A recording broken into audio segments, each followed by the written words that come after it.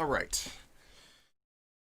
It is 11:30, but I'm going to update this real quick because I just ran out of coffee, so I need to refill that real quick. So I'm going to update this to BRB. I'm going to go grab another cup of coffee and then we will get started.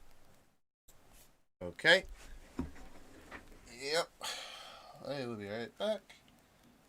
We're going to make ourselves a template set today and give it to the students, and yeah, be a good time.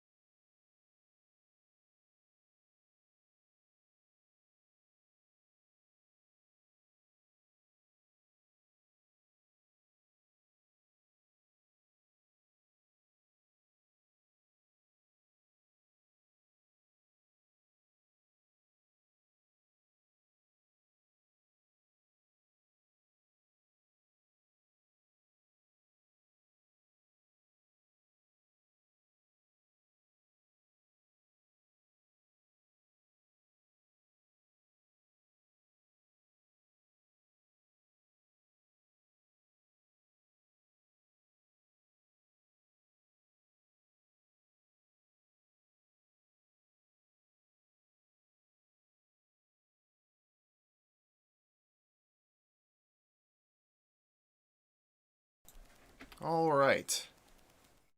Coffee has been acquired, and we can begin.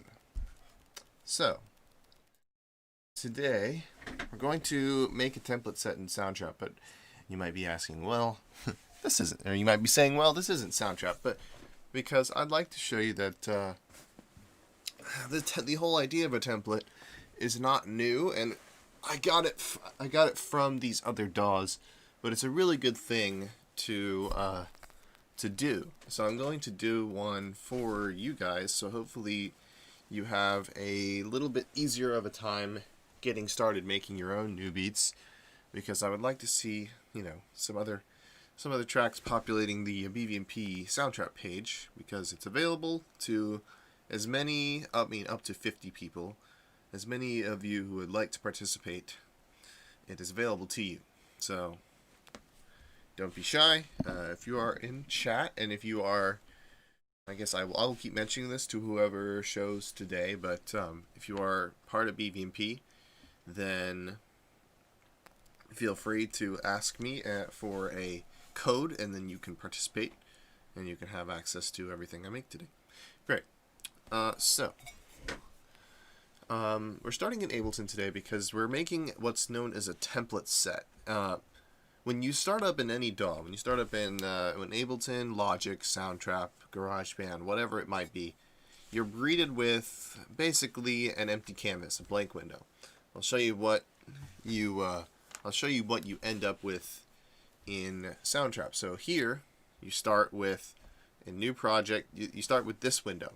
So you can either start with a new project, and you go music for this one, or podcast, but it'll give you just like a track or something. I'm actually not sure what that one does, but this is what you see in Soundtrap. You can also open up some demos and see how other things are made. It's possible, but you've only got 6 options, so it's only so useful. But these are worth checking out if you want to check those out. It's also available to you. But if you close it down, this is the new project window in Soundtrap. A blank canvas.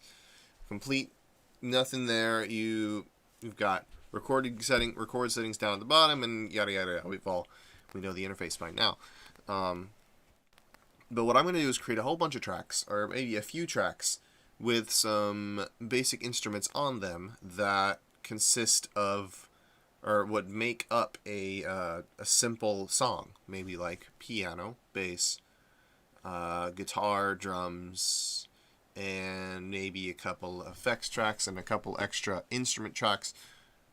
Who knows? I mean, of course it's up to you all which instruments you include and what you put in your own sound, your own project. You can add or delete tracks as you want, as you will. But you can use these set instruments to sort of quickly play in parts. A song consists of, like, let's say a bass part, a melody, a harmony, and a rhythm section consisting of perhaps a drum set or perhaps something else. You have your lead, your melody, harmony, your drums, and perhaps any other parts you might want in those. And I'll just pull out some like typical sounds that you might hear in plenty of songs, common to many songs. So, I mean, of course, it depends what genre you're trying to make as well, what the instrument makeup would be. But I'm just thinking what I would generally start with, and then you can go from there. So we're going to start in Ableton, though, because it's actually kind of part of its feature set. Like, it's built in that you could save something as a template, and then whenever you load up a new project, it will have those same tracks and everything available to you. So, well, it will have the tracks, it'll have all the instruments you put on them, and it'll have all of the effects you put on them as well. So the plugin will consist not only of effects, or not the plugin, I meant the template will not only consist of tracks and instruments, but also some effects on it as well. So you have to worry less about getting it to sound in line with other things, because maybe I'll already have some compressors and EQ kind of built in. Yeah, so let's just, since I'm primarily an electronic producer, I'm going to kind of go with a general like electronic template here for myself. So we're going to start with some very basic sounding drums. We'll do a bass track, we'll do perhaps a chord track, and then chord track meaning something that would just play like block chords or maybe an arpeggiated thing. So I'll do chords, arpeggios, and maybe like organic sounds like brass and strings and such. So let's see. Let's start with drums. Okay, so I'm gonna do I'll do something that I've done in Logic before. This is not really a thing you can do in Soundtrap, but making groups of tracks just to keep the project more organized. So that's what I'm going to do first here. So I'm going to take these two MIDI clips, or take these two MIDI tracks, or I can really just take one. Make a group here, and then it creates like a folder of other tracks, and then they all sum to this group, just like the track stack in Logic would do. So I'm going to create this group here. I'm going to call it drums. All right, and then I'm going to create another group on this one. I'm going to call it bass, and then I'm going to create another group here, and I'm going to call it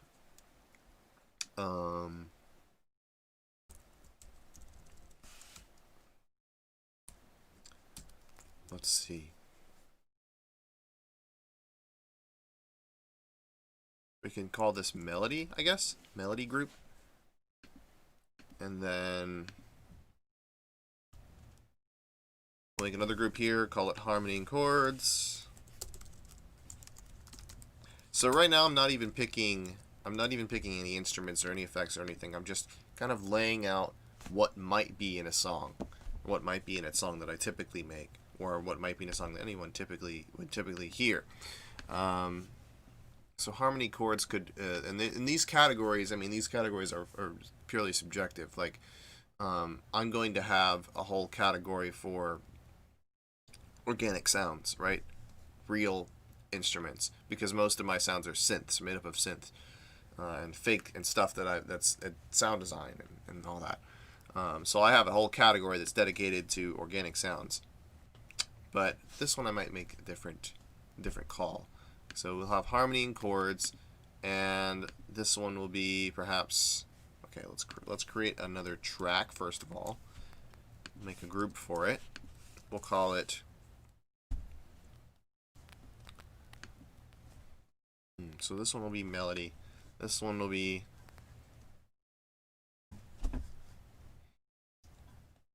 harmony, and then this one will be maybe backgrounds. I guess you could say backgrounds. And what I'm also going to do is this is a new feature of Ableton 10. I don't think you can do this in Logic. You might be able to, but you can create subgroups. So you can create groups within groups. So I'm going to call this, so we'll do aux. So we'll do kind of like aux stuff, and then I'll call it aux drum. So this stands for auxiliary, which means like shakers and cabasas and guiros and all sorts of like high pitched kind of accenting percussion. Like that's what you would call auxiliary percussion. So all of that's going to get its own category, and then we'll have the main drums, like the main kits, the ones that are the most powerful, the most prominent, the ones that carry the primary rhythm of the song, like the kick and the snare, for example. They're going to get their own track here. So we'll just make a new track, move it here. We'll call this main. And what I'm going to do is actually because what I like to do a lot of the time is stack multiple kits on top of each other. But in this instance, I'm going to say, no, we'll just have it on one kit, and then I'll drag in an empty drum rack. So this is Ableton's drum sampler. In Soundtrap, the way you would get this, I'm going to kind of do this at the same time and make something similar to here in Soundtrap. So, but I'll make it, of course, a more basic version of it. So we'll start with drums, right? Here, to get to drums in Soundtrap, we're going to go drum and beats. Difference in Soundtrap is once you load that up, it gives you some sounds to start with already. So if I were to play through them, if I go to instrument and I play my keyboard, of course, when you start playing,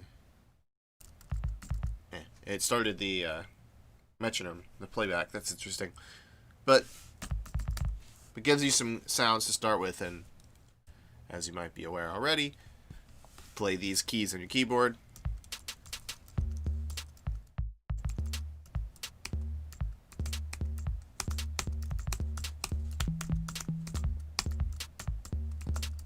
right?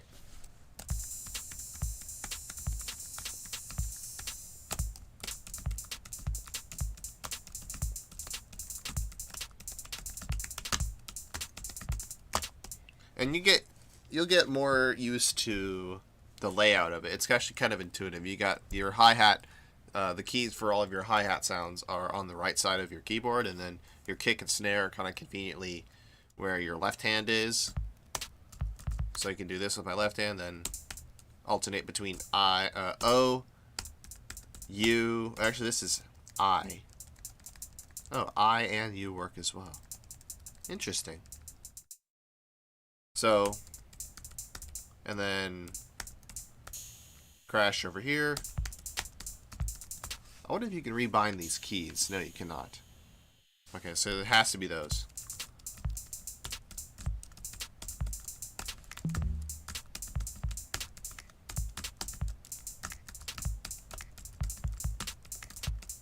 Interesting, that top sound. But yeah, you get some drums already given to you, so you can go through and pick your own kit. But what I'm gonna do is just leave it as is, and I will leave it on instrument there, so that one's ready to go. And if I could, I would make a little group here and then put some more drum sounds inside it. But what I will do is load up 3 drum tracks. So I'm going to load up 3 drum tracks, and then I'm going to go through and find other versions. So I'll find a kind of just a standard drum kit. So I'll just call this I'll call this acoustic drums, and call this electronic drums, or elec for short. So you've got your basic electronic sounds. Then you have a more organic kit.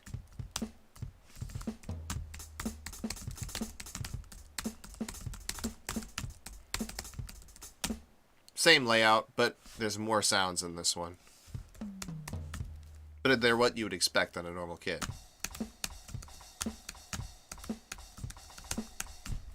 And if you press these left and right arrows here, it goes between the various acoustic kits, which is kind of convenient. So like if you were to go here, you can see that all of the kits are categorized up here at the top, and then the machines. So I'm going to sort of create a track for the kits, create a track for drum machines, and then for processed, I might also create kind of an affected, we'll call it an affected kit. All right, so I'll go down here. I'll say, let's create a duplicate of this version, and then I'm going to rename this affected drums. And then I might throw some basic effects on that to kind of give you a place to start with that. So you have a dry acoustic, dry electric, and then some sort of affected electric, which I'm going to pick from the last category there. So I'll let you pick of course, the vanilla part, or whatever kit you like, but you can go left and right. If you go left and right, it actually stays in the machines category. You'll notice that started out as vanilla. Let's see if I go to XX. Will it wrap around? Okay, no, never mind. I'll take that back. But yeah, it kind of starts you around near to the end. It looks like they've added a new one, Milky. Anyway, you can go ahead and look through all of these if you'd like. I'm just going to select this new one. I'm curious.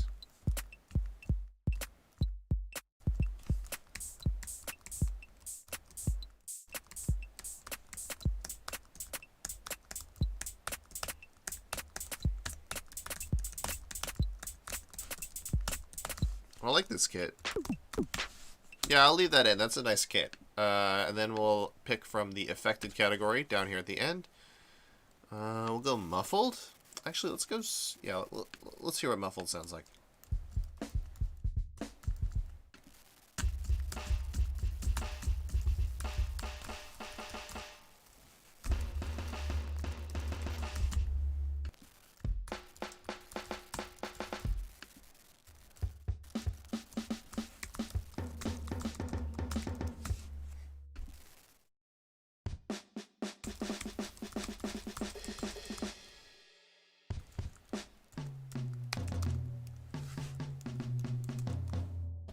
Okay, and then what we'll do is go in and add some effects. So it's already got a reverb on it. Let's throw on a delay.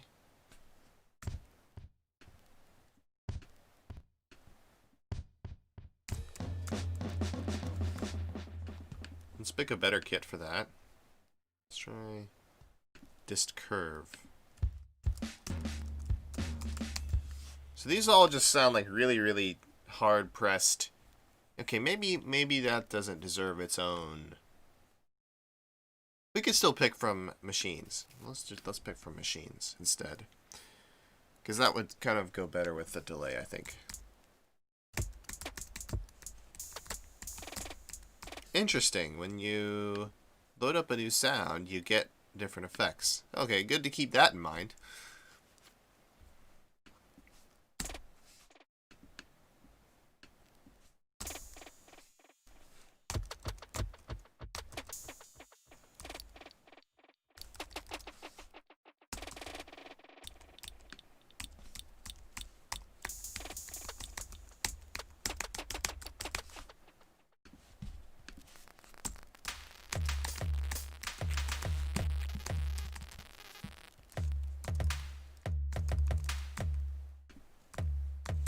No effects on this one.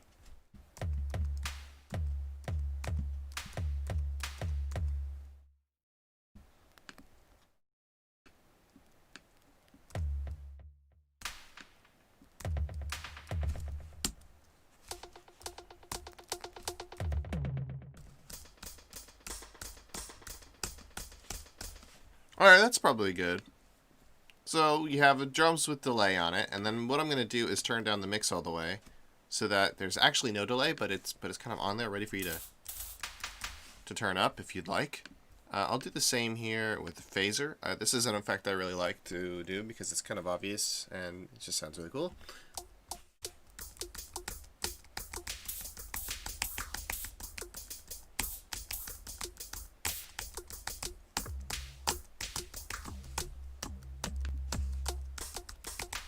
With it off.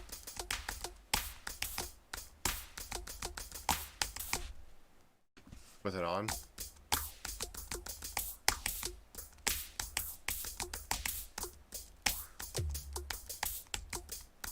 Yeah, that's cool enough to just kind of leave as is.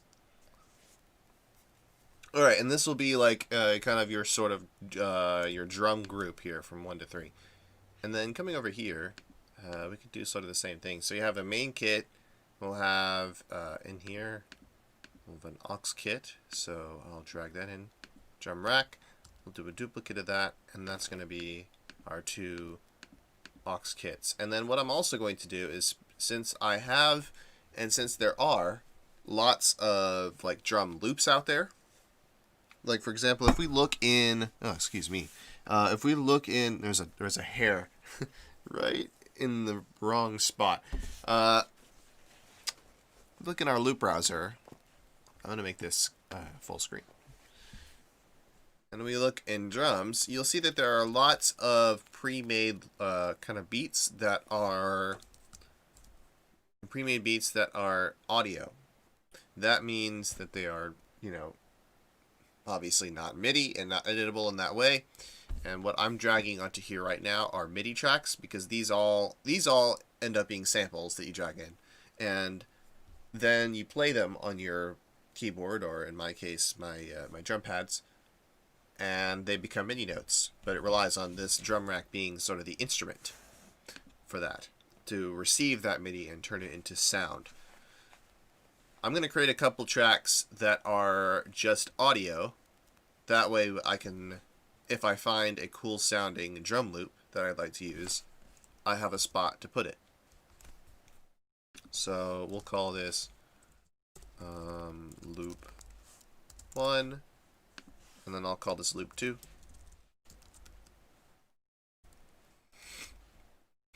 Or actually I'll call them a topper, because that's what they like to call it in the industry.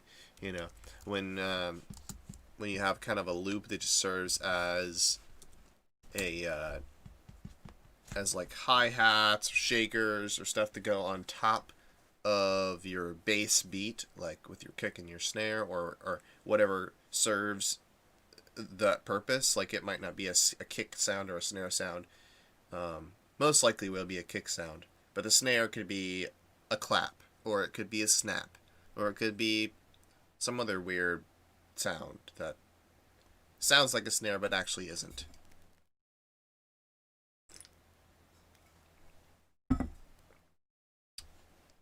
So, topper tracks.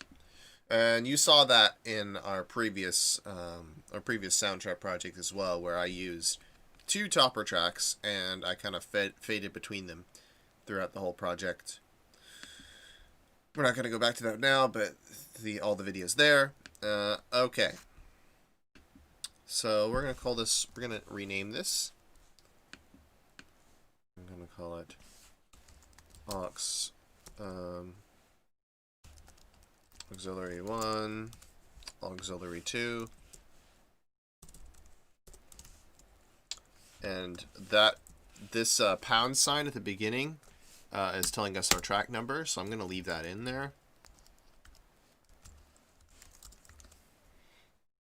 So these are, we can make up manual topper tracks and sort of mix them how we'd like, close them all down into that group. So I'm going to do the same thing here. Oops. I'm actually going to drag in... Where did it go? It went over here. A couple of pre-made loops. A couple of pre-made ones. So, oh, well, basic verse. Let's take a listen to these. These might be a nice ways.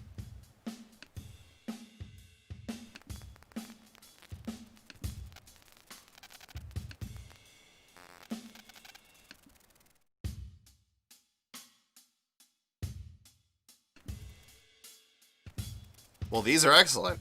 These are quite good. Because...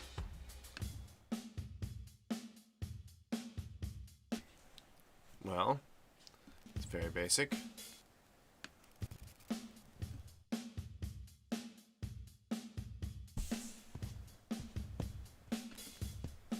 What I'm going to do is drag multiple versions in there, so we'll have it go through different versions of this basic verse.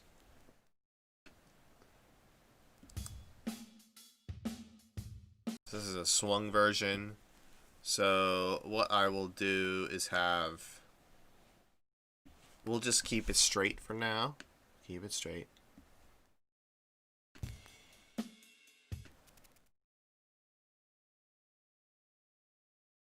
Ah, this is a 3/4. Interesting. Another 3/4. That one's good. That one's in 4/4. Some of these, when I drag them in, you'll notice that they're only 3 bars long. That's because they're using a different time signature. In Soundtrap, the default time signature, and I'm not sure if this is... oh yeah, this is totally changeable. You can change the time signature to 3/4, and you'll see the measures decrease because now it's in divided by 3. So you can make a song that it's in 3/4 if you'd like, and this beat would give you would allow you to do that. But we're gonna keep it in 4/4 and keep it easy, keep it simple, because counting to 4, I don't know, somehow easier than counting to 3. But we've been working in 4/4 this whole time, and I haven't really talked too much about time signatures in this course, so we're going to just stick with 4/4 for now. But I'm going to pick a couple different versions of these drums and then have them at different times in the song. So then I pick this one.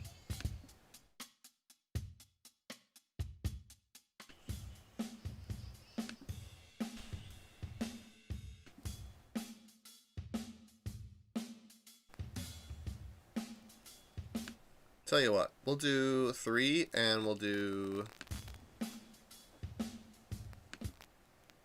well, no, I didn't want to do that.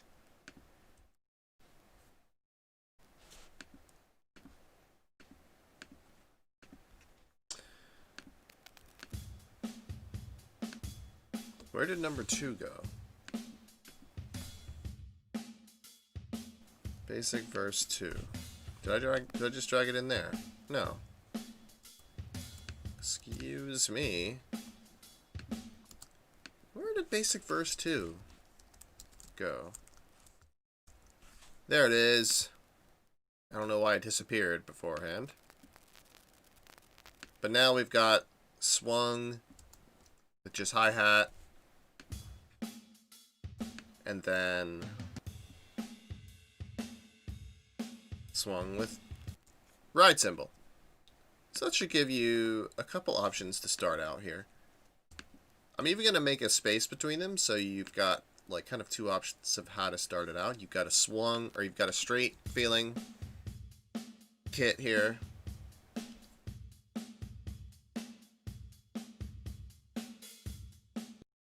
repeats twice for 16 bars, and then it goes into a more laid back version.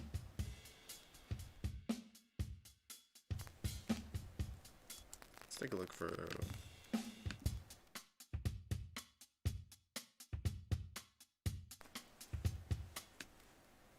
Let's even do this. Oh boy, that's...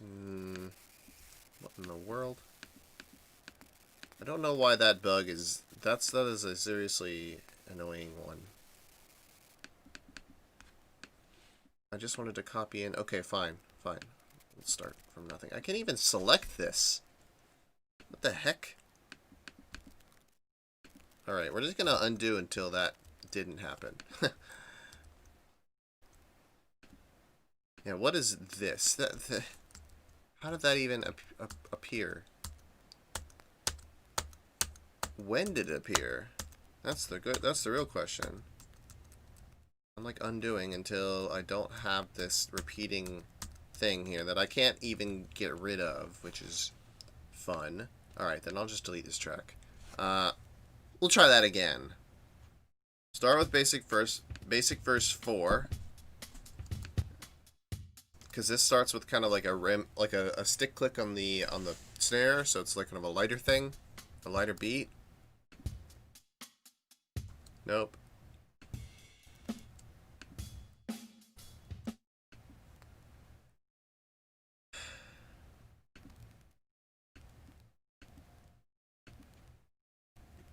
No. Basic verse.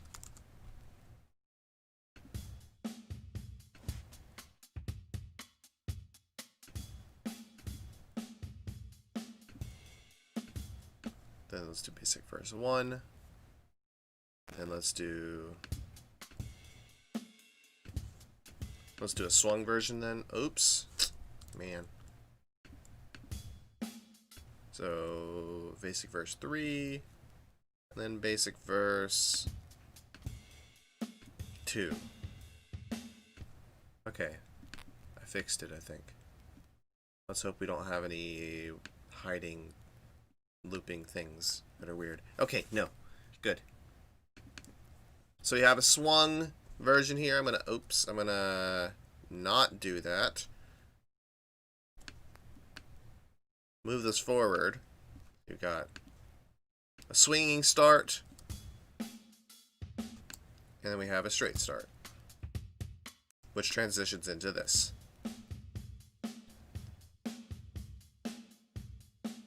Cool. We have a track that I created that we didn't need. And let's move on here. So now let's focus on the bass.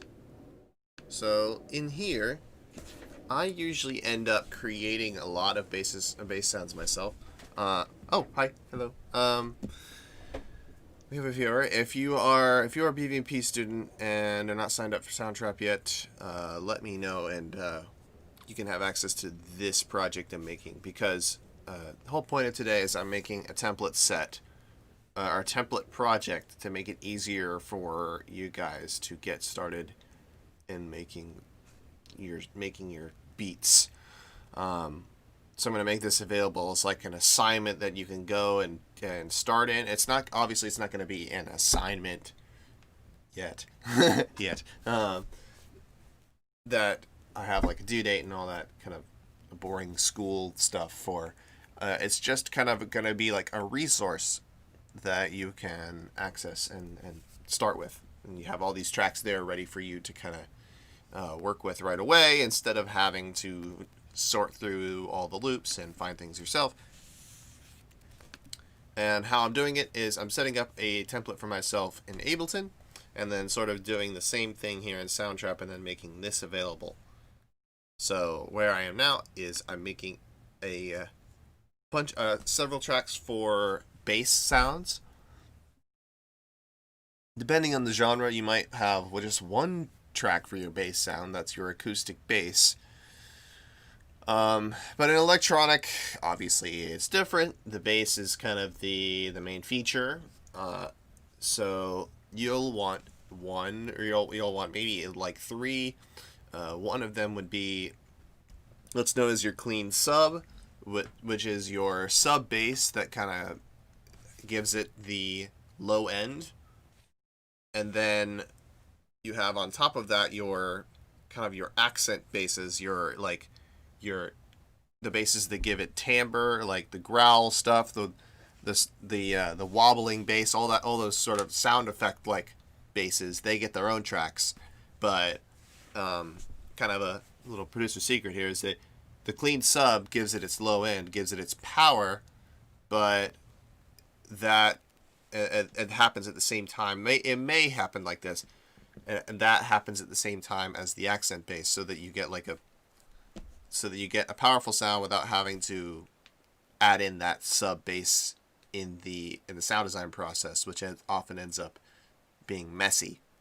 And it's kind of a small detail there, but just generally in electronic, you'll want to have your super low end like sub like main bass that like with the notes that follow the chords and everything. Give it its own track and let it work with the sound effect like once. So I'm gonna create that. Let's create so we're gonna go to guitar and bass, and we'll pick from our categories here. So first of all, we have acoustic guitar, and then what we want to start with is the electric bass, and that one I know there is a particular preset in here that has a really nice sub bass. If I can find it, clean sub, there it is. So if we play a preview,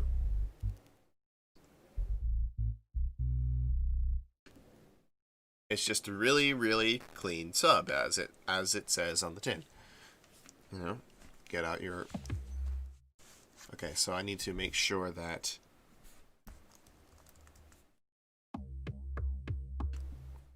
Is there?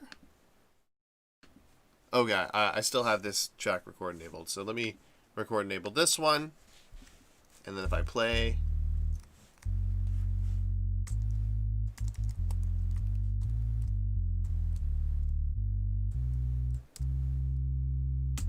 So this would be a really nice track for laying out like a simple bass line. Like, let's say you had like let's say you had you were in C major, right? So if I come down here, pick a key, it's C major now. If I were to play a 1-4-5 progression, this would be a quick way to make a nice bass line for it. So you could go C, F, G, C. So that's your 1-4-5-1. So you could start by laying out some sort of progression for yourself. So maybe I could lay out a few here. I could or could not. I'm not sure if that's something you all would need, because every song is different. Obviously, you may or may not use it, but I think what I'll do is just leave that sub track there and let you guys do this for yourselves. And I think tomorrow, what I'll do is I'll make this track today, and then tomorrow I will use the track to make something myself, making use of all of the stuff I give for this, so I can give an example of like how you would use it. But today is just the creation process of all that. So we've got our clean sub in. So that's going to be a good utility for us later down the line once we get to the point where we have like a chord progression for our track and a couple of ideas for melody and harmony. This is something you're going to need. But then let's add a couple more things on top of that. Let's add another guitar and bass track, and fortunately, Soundtrap comes with quite a lot of basses that are more sound effect like. You've got kick basses, you've got 808s, you've got synth basses, which a particular one that's good for sound effect like stuff is, let's see, dub bass. That's a nice one. I'll pull that one up. And it seems like another kind of clean sub like sort of thing. Let's browse through.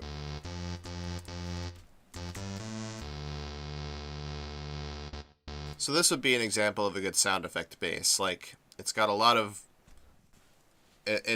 really nice, like really rich timbre to it, but it doesn't really it kind of just stands out like on its own.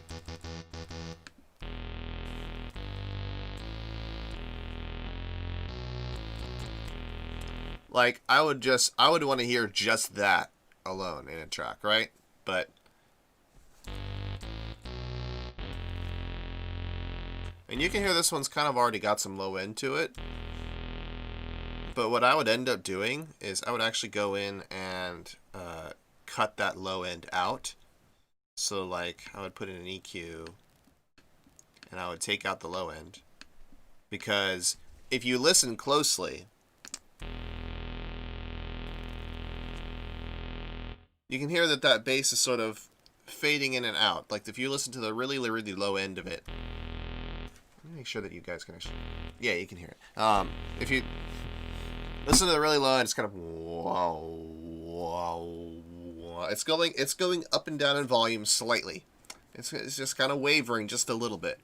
Maybe you don't want that to waver so much. Maybe you want its volume to be kind of precise. Like, let's say that you have a lot of other stuff going on in your mix. For example, you want the sub bass to always be up, and you don't want to have to compress the track too much to get it to stay up, and it might not behave how you want it to. So what I like to do is let that clean sub with a consistent sub bass level carry the low energy, and then I will use an EQ to filter out the low end in the subsequent bass tracks. So I'm gonna see if there's just a better way to do this. A simpler way to do this is to go in and add a filter and just use the low cut, and you can pick right about like 100 hertz. Everything below 100 hertz is like the sub bass frequencies. So I just throw on a filter, put out the low cut, and now if I were to play,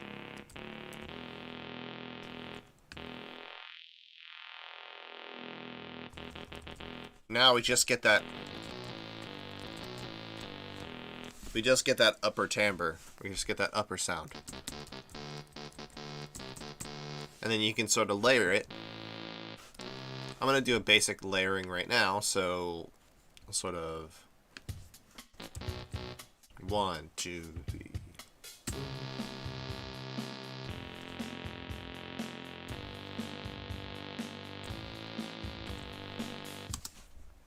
This would that's totally not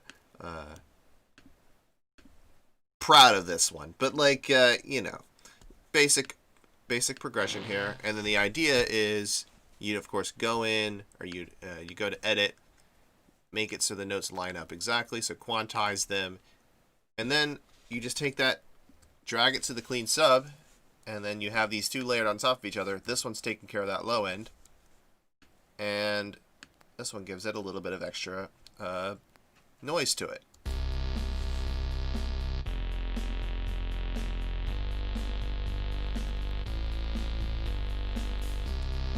And all of a sudden you have a much more powerful bass. So, because that clean sub is consistent in the low end. So that's a nice little thing you can use there. Great. I will add in a more sound effect focused bass as well. And of course, you can go here to Dutch bass and then go back and forth between the options. Remember that when you go back and forth, though, you lose the effects on the track, so maybe don't do that. Or if you do, make sure you go back Add Effect, put that low cut in. But this one's particularly not that great because this one's kind of engineered already. You can see it's got a little bit of a boost in the low end, actually, and a bit of compression. So this one's kind of already engineered to be a good bass on its own. So maybe you'd want to go through here and just... like, that's a cool effect.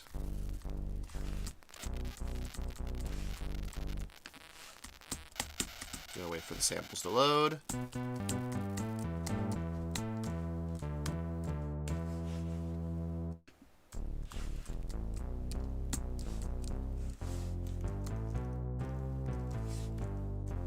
You also mess with the parameters of these.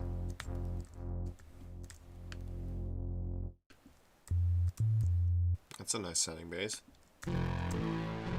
So you can tell here there's quite a few options other than clean sub that could give you a really nice kind of stable low end, like that one that we just heard.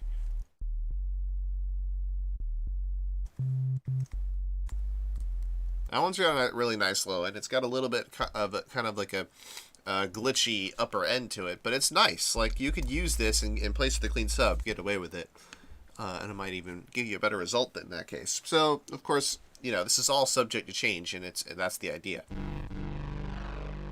And here's a nice kind of upper timbre giving sort of thing. So let's hear it maybe an octave up. Its sweet spot might be around an octave lower. Yeah, it kind of sounds the best right around there.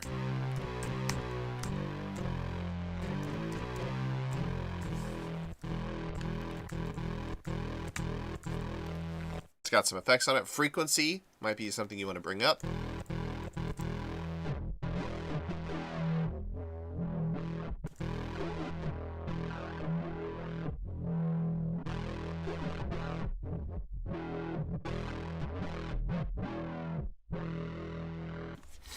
See, I really wish you could automate parameters just because of this one fact. If I were to move the frequency around, you get some cool, you know, you get cool sounds. I'm just curious. What if I do this?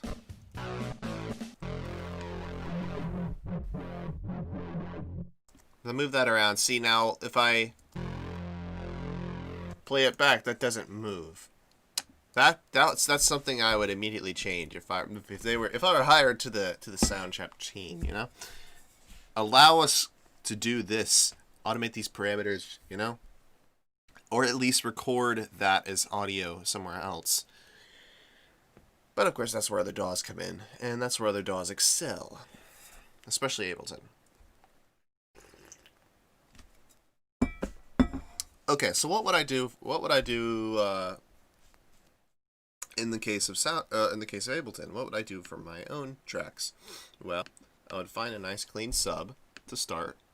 So I think there's a good one in analog, bass. So simple sub.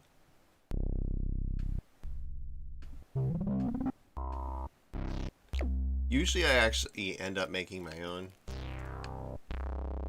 but I'm seeing if there's kind of a nice preset that I can start with. So all these now have too much timbre to them. Looking for like the clean sub equivalent. Ooh, that one's nice.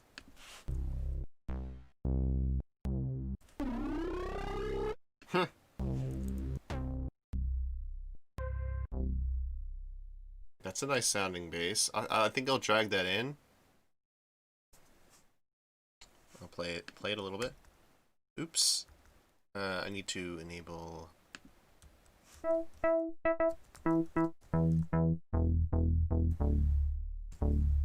Can I increase the...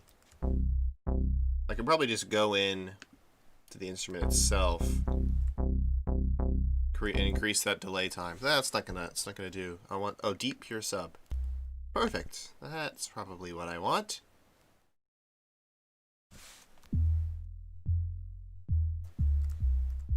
And then I can go in and adjust the envelope myself. So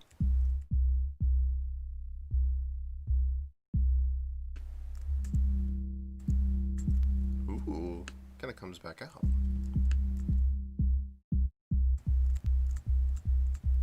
Yeah, that's gonna be nice.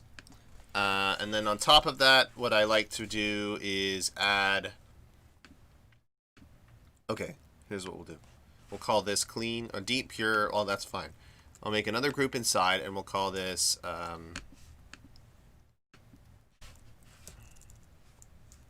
uppers.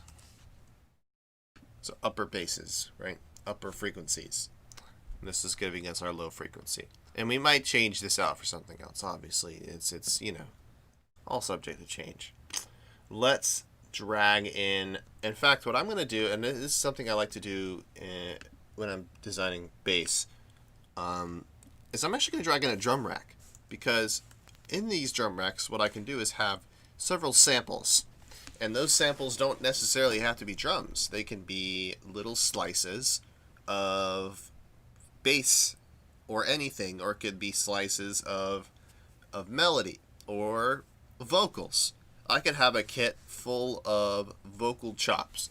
Like, for example, if I go here, if I go to, there is a certain kit in here that has like all vocal shouts and stuff.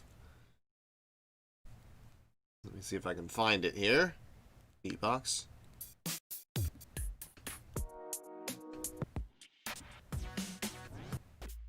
No, it's not here. Let me see if I can find it.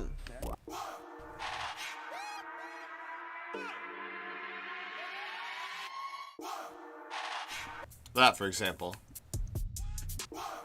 I'm going to actually take that and put that in my drums group. So I'll go aux drums, open that up, auxiliary 1, drag that on there. And now I have chants and stabs ready to work with. That's awesome. I like that kit.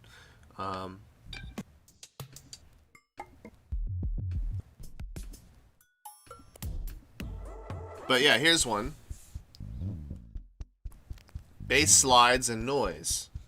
That's definitely not drums, but that could be useful. And that could even go in here. Why not? Let me just make a new track first. And this could come in handy. But then, what I'll do, or actually, I'll take this out, uppers. And I'll go in here, create a new track, create another new track, and then I will open up a plugin, because I have lots of plugins, and I'm going to use them. I'm going to open up an instance of Serum. So this is my synth that I've been using.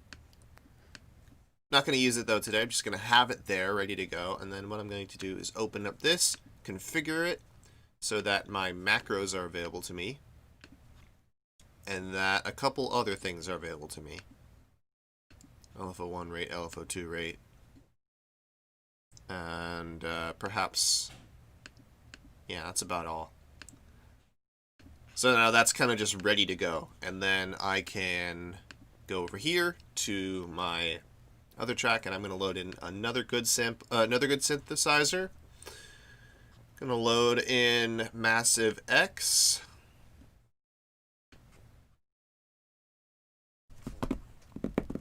So instead of looking for kind of pre-made bass sounds, I'm just making it available to me, or making it so that I can quickly go in, instead of searching for it and going through this process, quickly go in and immediately start making sounds if I want to. And it's just already loaded, right? So then what I'm going to do now,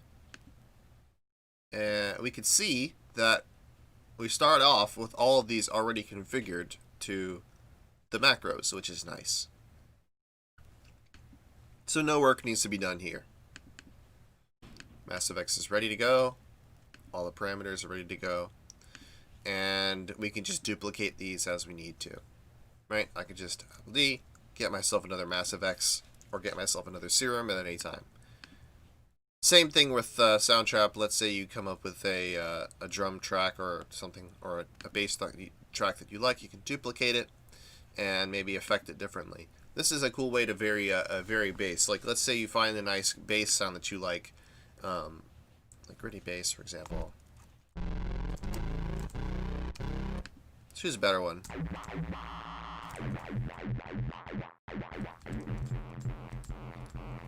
Since you can't automate this frequency knob, what you can do is get this hard style duck bass or whatever whatever you want. Find a nice spot with these parameters, and then you could go in and you could tweak it here. You could do whatever. You could even randomize it. That could give you some fun results. Affect it how you want to, and then you can go in here, duplicate the track, create another version, and then you could alternate between those, and that would be like your different sound effects. So, very possible to do some cool sounding stuff with bass in Soundtrap. You just don't have as much flexibility in that regard. So I'll just leave that here. I'll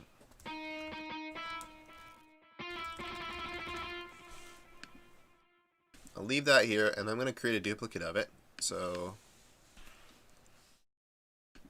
effects, we'll call it effects bass, upper bass, upper bass.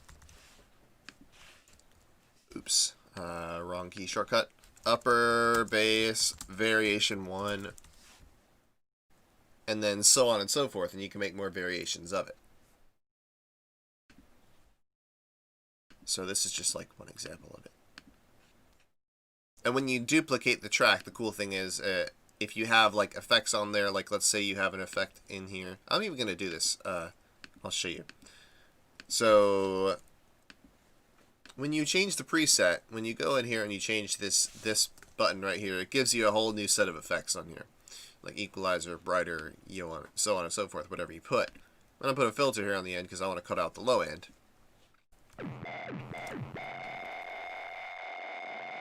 Because again, we have that clean sub taking care of that for us. And then I'm going to create a duplicate. So I'm going to call it, instead of copy of upper bass, I'll call it upper bass variation 1. I mean, you could just leave it copy, and I just want to call it what it is. If we come in here to our effects, so we notice this track is now selected, we come into effects, that filter's on there with 137 Hz, just like the first track. So that's very useful to know. If you've got kind of an effect chain, just how you like it. Okay. So next, let's look at, so then that's all our basses, so we can close that down. That's all our drums, close that down. Let's look at melody. So what could we use for melody? Well, several options. You could use a synthesizer. You could use your voice. You could use a piano. You could even use brass. So I'm honestly, I'm gonna leave this one up to you, but I will of course start with something. Good place to start with a melody is a piano because it's a familiar sound, and yeah, it's just a good place to generally start with that sort of thing. What I'm gonna do is move the piano towards the top. So I'll do all of our drums and then the piano, and this can serve as the melody. And then we can make a track down here that will be the harmony. So this is something that serves to perhaps support the melody by giving it other notes that, and we'll spend a day creating a good melody and harmony for that melody. A good counter, and it could even be like a counter melody or what have you. But this is that harmony is meant to support the melody, and that can be a piano or any other instrument for that matter. And then let's create another sort of thing you would sort of find, or you would commonly find, strings. So we'll add a string section in. We'll go right below harmony, and this could give us perhaps this could give us some chords, right? We could play chords with our string section.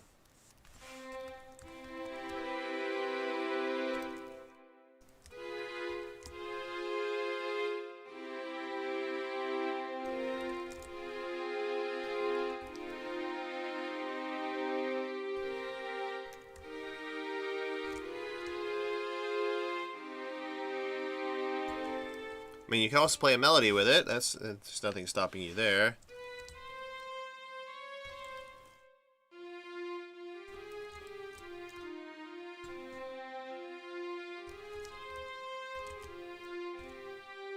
Right.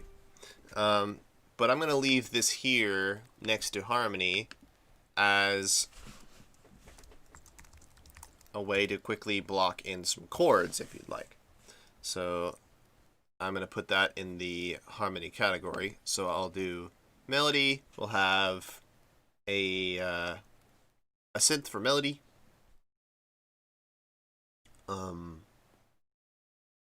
Yeah, let's do that. Let's do that. We'll have a synth for melody.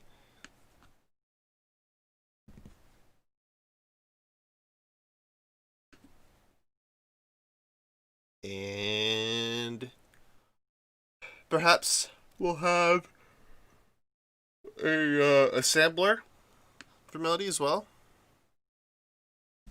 I'm just giving myself the options so that I don't have to drag them later.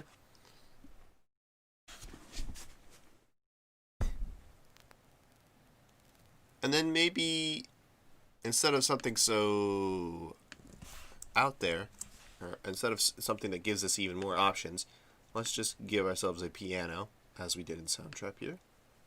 So I'm going to go into my instruments, simpler, piano and keys. Let's go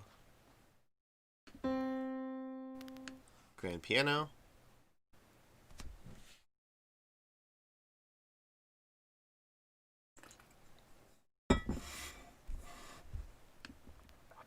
Okay.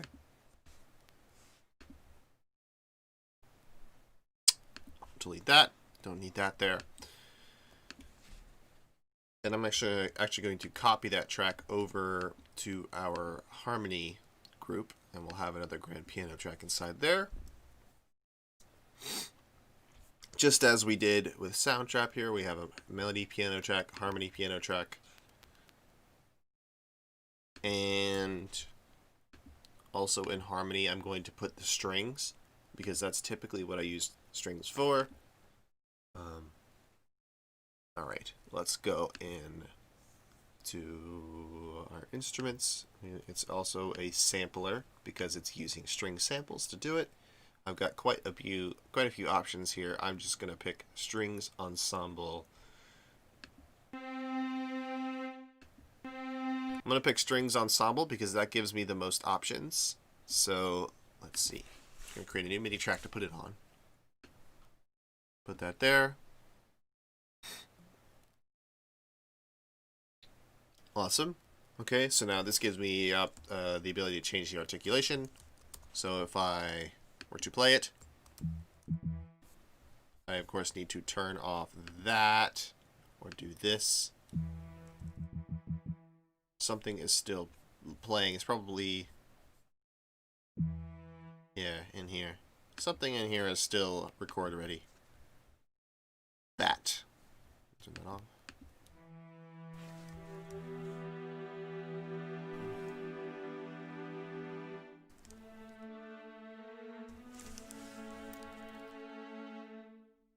Cool. All right, and yeah, so for like I was saying, it gives us the option to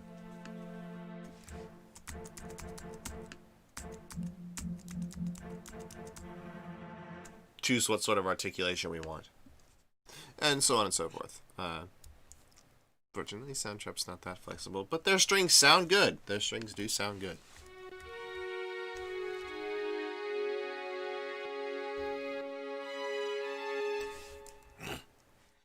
Of course, the keys aren't all in the same place. as Abletons are. Okay, but so we've got strings that you could use. Let's try adding something else here. So scroll to the bottom.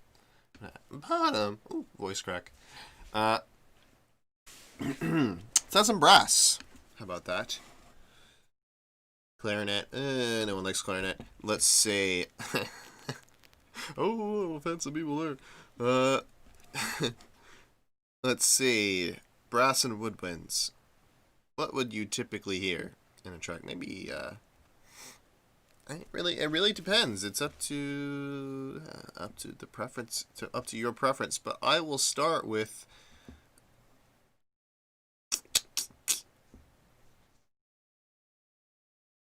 Pan flute, African pan flute. Hey, pretty versatile if you ask me, you know?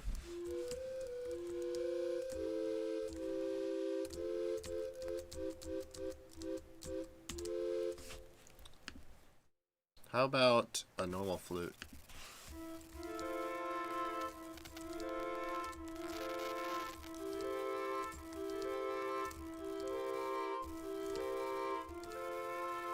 Yeah, this could be nice.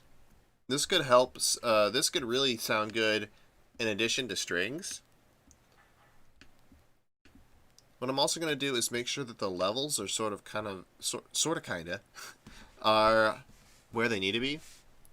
You notice when I drag in all of the tracks, they default to being around 3 o'clock at the volume, or the knobs always go to the same place. We need to make sure that we that you keep the volume under control. So I'm just going to go through and bring down a lot of these tracks, or all of them, just so that when you start to play a lot of stuff on top of each other, all of these things together, it's not overwhelming. I'm just bringing them all down a little bit. Okay, so we got flute and strings, and you can choose whether they give you melody or harmony. A way you could use this template is you can create your melody and your harmony using piano, and then below that you add in whichever instruments you actually want playing the melody and harmony, and you can use the MIDI that's on these 2 tracks. You can use the notes that are on these 2 tracks as a guide to laying out the other tracks, so they're laying out the other notes. And I'll show you an example of this in the Soundtrap project we were working on last week, where I was doing vocal chops, and I'm using a track with MIDI on it that I created as a guide to tell me where to put the audio slices and where to place everything, and just follow that. And you could do the same here, and you could even, since these are all MIDI tracks, you could create a melody on piano, just literally drag it down to flute or strings, and then hear it as a different instrument, and it's just already there, ready to go. That's the idea of this template. Okay, so then let's create a duplicate of flute, and let's pick something else. Let's pick so you have something in the woodwinds and brass category here. So flute, you can easily change to something else within this category. So let's look at some synths. So this is a pretty big category here, because synths are basically synthetic sounds. And that can mean they could fill any role. They don't just have to be like strings that, like, you could use a synth as a drum sound. You can't use a string as a drum sound. I mean, that's just kind of like one example of it. But synths, the most versatile thing, so I could replace all these with synths and get away with it. But let's just pick a couple basic synth sounds that might get you started. There's effects. That's going to get its whole own category, or maybe not. I used Cyberduck last project. That's a good one. You've got synths that are called plucks. So these are like really, really short. Or synths that are meant to be short staccato notes.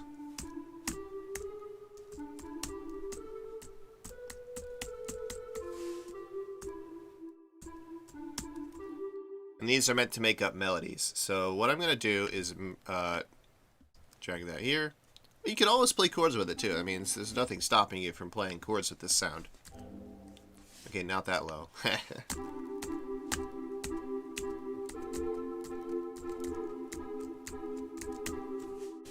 There's nothing stopping you from doing that.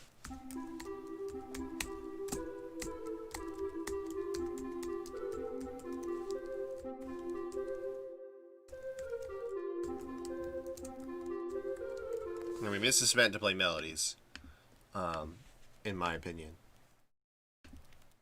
But let's look at some other sounds, perhaps. Maybe there are some sounds called leads, some synth sounds. So what I just played was sort of a pluck. It wasn't really though. It wasn't as short as some other plucks would be. But let's hear dirty lead. And this might be an extended sound that's monophonic, and I'll tell you what monophonic means if it is. Okay, it's not monophonic. Let me see if I can change it to monophonic. No, I cannot. Alright. Never mind about that then. Monophonic would be where you're only allowed to play one note at a time. And it would kind of change between them and bend between them.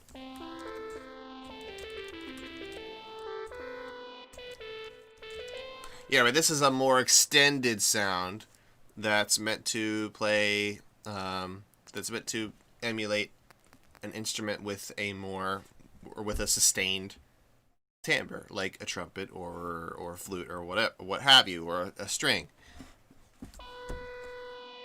Goes on as long as you press the key, but a pluck decays away as soon as you press the key, like a piano. A piano would, I guess you could say, a piano is a pluck in synth lingo, because you could sustain a piano by holding down the pedal, but normally it's a quick dum dum. It's just a hammer striking the string, and so you get a quick, a quicker sound that decays away. That's a pluck, I guess you could say. So, when something says that it's a pluck, expect it to be a sound that decays away even if you hold the key down. So let's go back in here. So dirty lead might be something you want, might not. But if we go to drippy pluck, so when I hold down the key, I should expect this to decay away. Yeah. So see how the E is still grayed out? That means I'm still holding it down, but that note is going to decay away. So.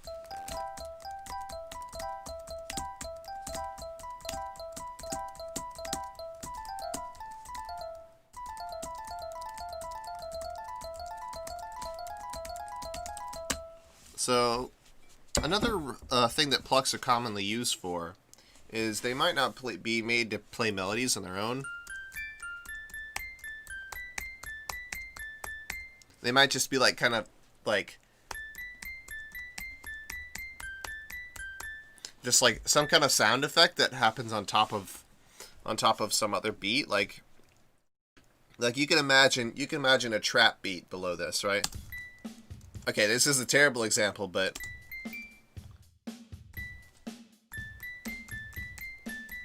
just imagine that was like good sounding drums and was trap, but that's another thing you would use a pluck for, is like an upper layer, kind of like that just drones on. So, and then going like when you're playing something like that, or maybe like that would be like an arpeggio. So that's not really a melody at that point. It is a melody, but it's not serving as the main featured notes of the song. My mom wants to know, when is the last day? We were thinking 6 weeks. So I'll have to check when I actually check when I started this. I think we're on week 5 now. But yeah, for now it's just gonna be. I'm thinking just 6 weeks, but who knows? It could go longer, and it's dependent on what BVMP says, or what Keisha and Kate say. I'm just doing it for. I'm doing this not for now, for as long as the summer camp would have been. So. All right, back into this.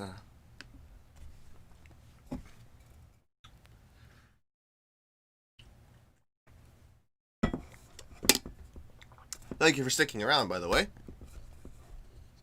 and being attentive. All right, so let's get back into getting this set up, because I want to give this to you all as soon as possible. So we got the drippy pluck. I'm going to leave that in there. That's a really nice sound that could be used in multiple areas. Like I was saying, it could be used as an upper arpeggiating layer. That's like not really serving as a melody, but serving more of as a sound effect.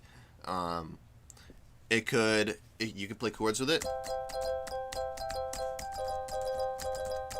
It's kind of like a really, like, I'd say kind of cutesy sort of sound.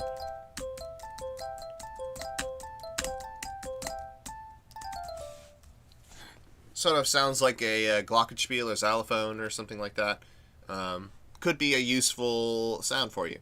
All right. Something similar in here would be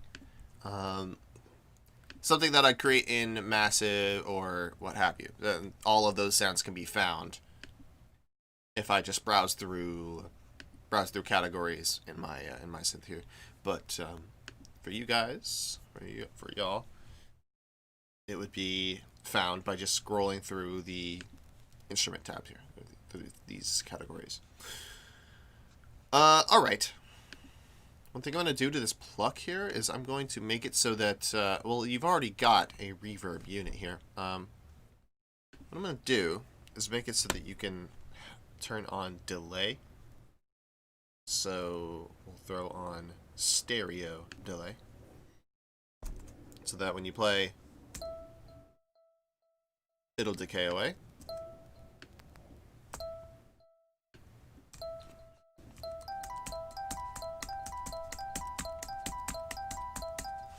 Kind of makes a nice, it kind of fills in those gaps and makes a really nice sounding effect. So I'll leave that in there for y'all. By the way, to get there, go to effects. And you can turn it on and off. For some reason, there's a grayed out equalizer. I'm just gonna get rid of that. No need for that one. What else would you need for a song? I guess you could have some sort of background effects, but I'm gonna say that that's something that you all could do. There's also the option of doing a microphone recording. So I'm gonna have this here as just a track that you could use. Like, let's say for you, this menu would be different. Depends on your machine. I bet you would see internal mic. It depends if you're using a Mac. This is what you would see. If you're using the app, it would ask for access to your microphone, and then you would just use your phone's mic. You can open this on your phone if you'd like a pressure on the Soundtrap app. I could do like a whole day just getting this done in the Soundtrap app, but I prefer the computer, of course. So that's there if you'd like to use your voice. I'm gonna put that below melody, so that if you like to record something in, then it's just ready for you there. You set up the input however you need to, and you can do a volume check by clicking right here. So if you want to know if your levels are good, that is, if you are actually able to be heard, and if you like if you like the sound of your own voice, which is possibly most likely never the case, because no one likes the sound of their own voice. Actually, that's not true. That's totally not true. Some people like the sound of their voice way too much.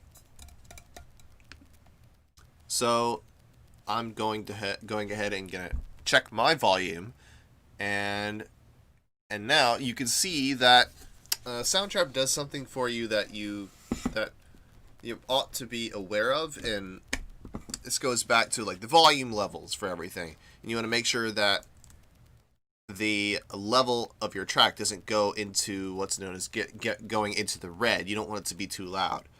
And what this did essentially was it brought down the level of the track to compensate for me being too loud. And if I click done here, and if we look at the mic level, well, it doesn't show this to us right away, but it has compensated for how loud we are. And if you look here, you can see as I talk, this bar goes up and down. This is showing us how loud we are right now. So that is my voice. I'm also gonna do, I think this week I will do a day where I do have a guitar, believe it or not, and I'm gonna go ahead and experiment with this myself. Plug it in and get it to work with, because you can just go ahead and plug a guitar into Soundtrap, and get it to work if you have the right equipment, if you have the right cable. So that is something I could do if you are curious and if you have that kind of equipment. I could do a little bit of a demo on that. But that's available for you, so to record voice or what have you. It doesn't have to, I mean, you don't have to record your voice. Let's say you have a really cool sound, or you have a drum set of your own, or you have an instrument of your own that you'd like to record in and use as part of your song. Well, you set it up so that you can record it in through your mic and add it in, and then it'll create a loop for you, and then you can manipulate that loop as you would from as you would with anything from this loop browser. I'm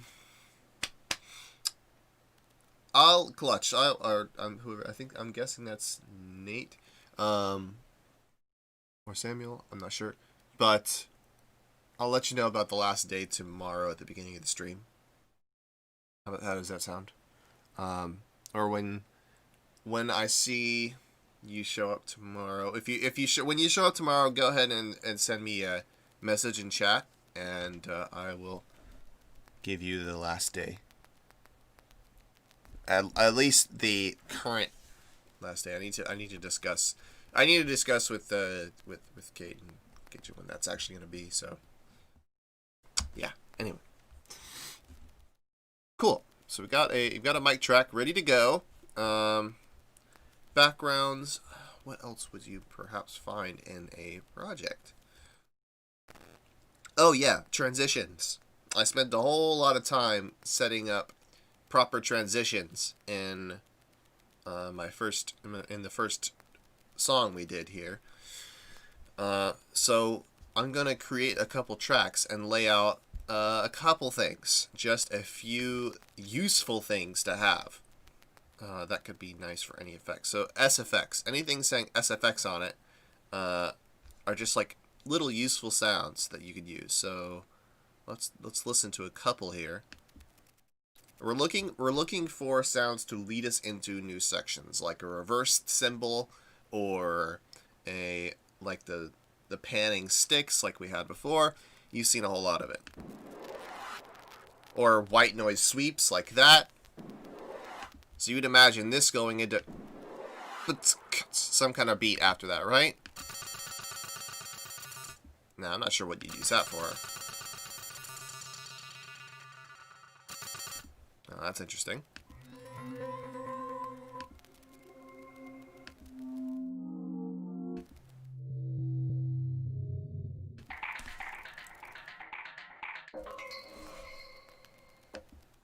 I mean, so it's it's your call how useful these can be.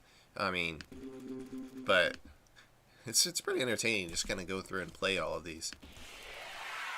But I'm looking for stuff like this.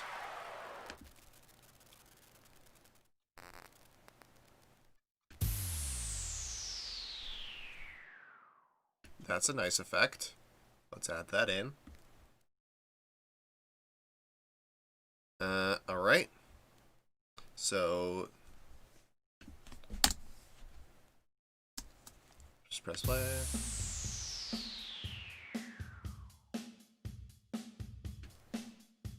What I'm going to do is I'm going to put that there, and then I'm going to mute the track. So if you need this effect, or if you need this sound, it's going to be there, but it's not going to be not going to be playing right away. And then you can move it around and get it in the right spot first.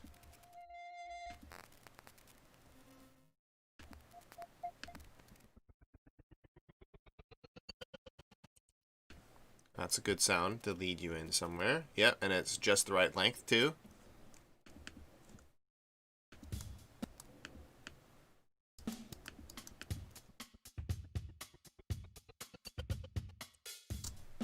See? Kind of leads you in a little bit. That's useful. I'll have that there.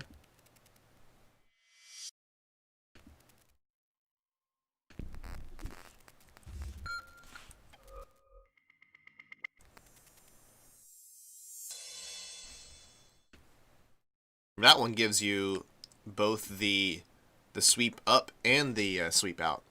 So this is where you would put that, for example. Like you'd have it sweep up, and then on measure 9, that's where that crash is going to happen. See how it perfectly lines up?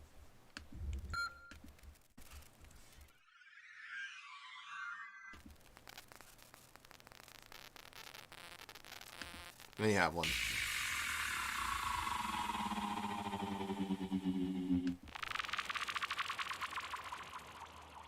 You have sounds like dubstep down sweep. Then you have ones like build-up effects. You would put as part of a riser.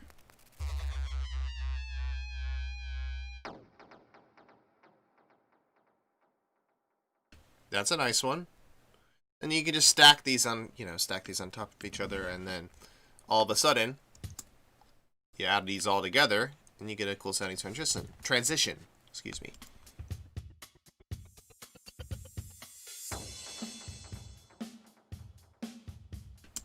So it's up to you how many of these you'd like to use. I'm going to have them all down there, all muted, ready to go.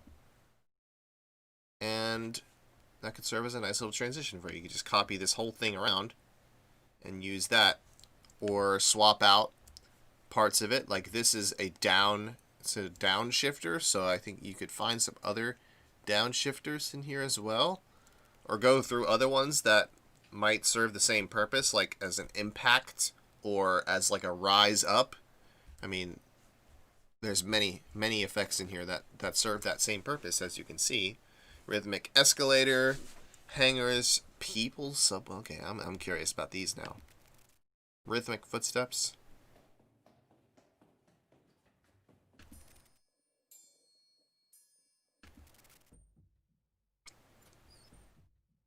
Rhythmic elevator.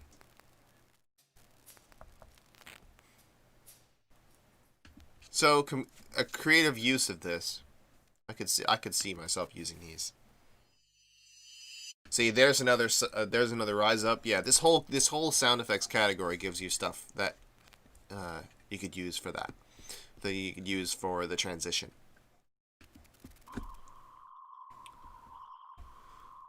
Of course, these don't necessarily have to be used as transitions. They could be used as things you could layer on top of an already busy groove. It's up to you. It's up to you. Here's another one. See, reverse sweep. Sub drop, that's a nice one to have. That could be used at the beginning or at the ending point. At the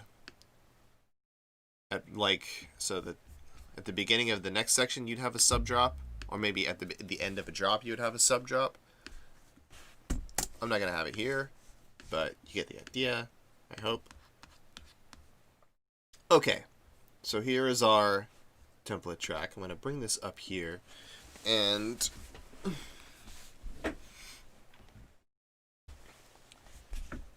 I think I will sort of lay out a basic chord progression to have as well, just to give some sort of start. I'll do it with clean sub.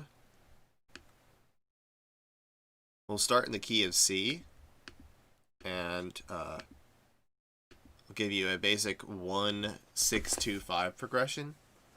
So that would be, okay, let's go here, let's get it recorded. It'll be a C, and then an A, so it'll be the 1 chord, and then the minor 6, and then the minor 2, and then the major 5, or the dominant 5. I'll play those chords in with piano as well, just to give you something, right, to give like some sort of starting chord, and these can be changed around. I recommend not sticking to such a rudimentary chord progression, but choosing your own, or maybe even there are online tools that you can use to generate your own. And we might explore some of those. Like if you're just still at this point, just like, oh my gosh, where do I even begin with chords? There are websites that you can go to generate chord progressions for you, and that might give you some insight on how they are created. But there are also, you can just look at, there's very, very common chord progressions that you could use. One of which is the one I'm using, 1-6-2-5. There's also 1-4-5, which goes from C to F to G. So 1-4-5-1. If I can find the right notes, 1-4-5-1. And on piano, it would be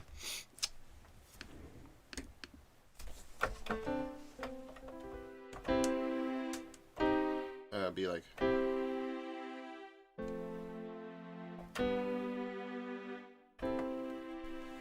1-4-5-1. 1-4-5. Let me pull up the piano so you can see what notes they are.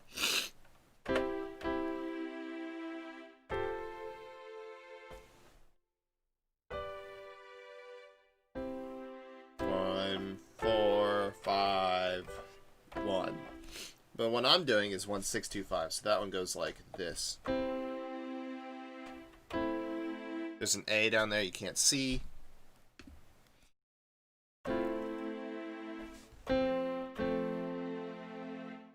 Oh, that's 1-6-4-5. 3, 4.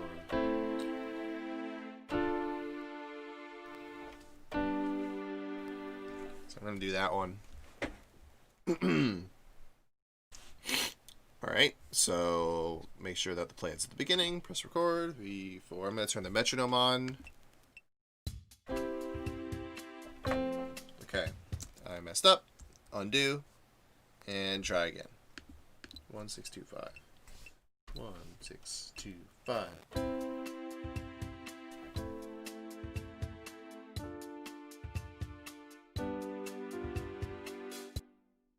And I added in that 7 there. At the last chord, the 5 chord, to make it a dominant, which means it leads better back into the C, E, G. I have a whole day where I went into this, like in a little more detail. Could do it again, but I think I'm just gonna end up making a condensed video on this whole topic of getting a good chord progression started.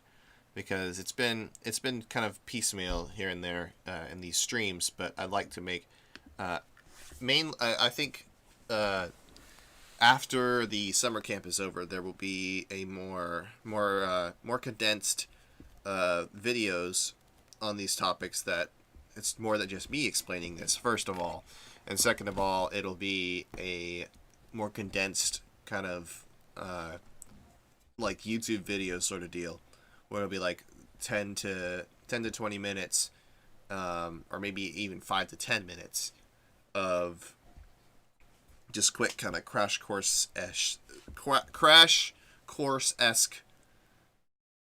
stuff. Oh, hi, another viewer. Hello. So yeah, like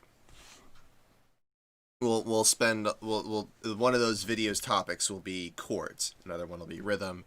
Another one will be etc, etc, etc, and there should be kind of like a tutorial video on making or developing certain sections of the song and so on and so forth. But that'll be after the camp ends, right? It's just going to be streams, and then, of course, those streams are being archived. You can go back and watch them, but streams for the entirety of the 6 weeks, and then afterwards we start making more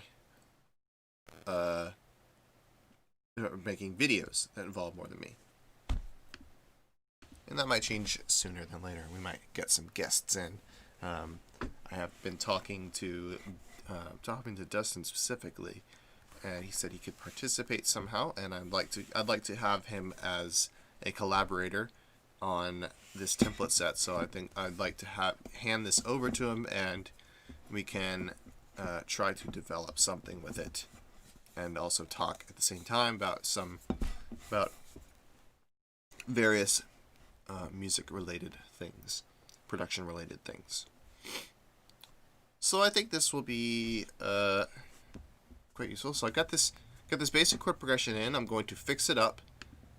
So I'm going to go in here. I'm going to quantize it, and I can pick what grid line I'd like to quantize it to. I'm going to choose 16th note. Maybe not. I will choose 8th note instead. I want these two notes to move back. So 8th notes, and they move forward. Okay. Let's keep picking a small or larger and larger grid. Okay, we're just gonna move them back on our own.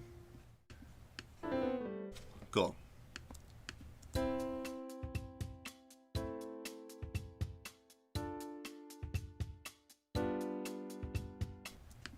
Another thing I'm going to do is press V and make all the notes the same velocity. Ooh, that also needs to go. And so I'll select them all, bring them all the way up. I think I should be able to just... No, okay, I'm going to have to select them all individually, because otherwise you can only lower it so far.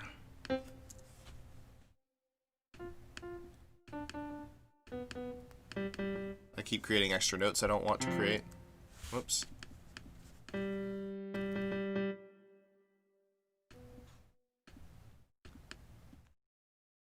And I'm doing all this tedious process, and so then later on, instead of playing your own chord progressions or playing it in, you could just go into the piano roll and just move the notes up or down to where you want them, and just build a chord like that. So that's another way you could do it. Yeah, just trying to save you all some time here.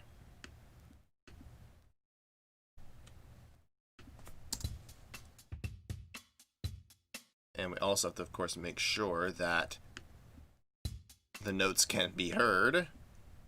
What in the world?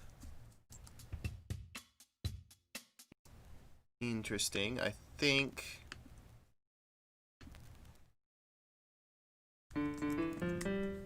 What have I done to the... Oh, they're just literally one velocity. Yeah, so they're almost non-existent. I need to raise the velocity on all of them. So he's at about 50 or so. So you have a semi-soft...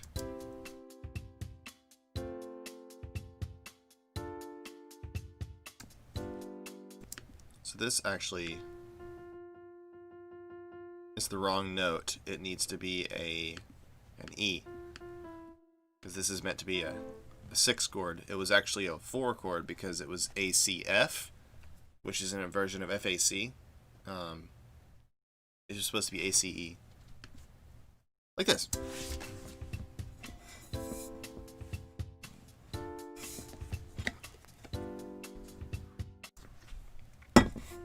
Gonna take out that 7, just make it simpler, make it just a 5.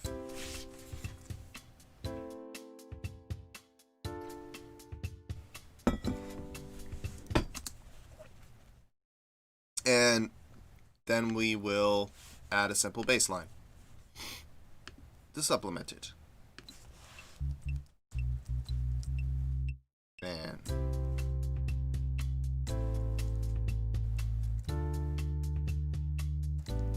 oops, played the wrong note there, but that's okay. I can just go in and move it down. And then I can quantize all of these notes, or I'll just drag them all to the end. I don't even need to quantize them because I did it perfect. I'll do it anyway. Quantize 8 notes.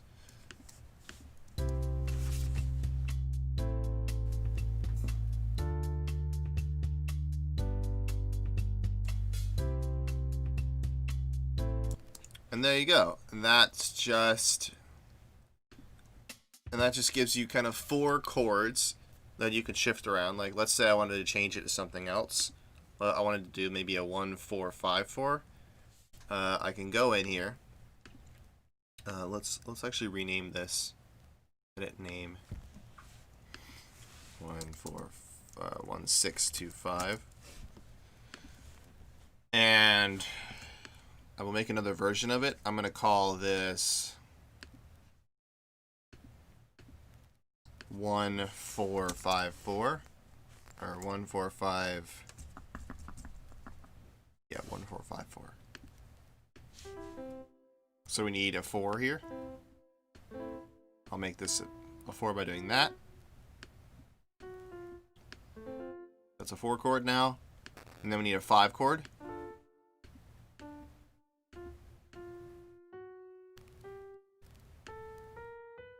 Move that down actually. And then 4 chord.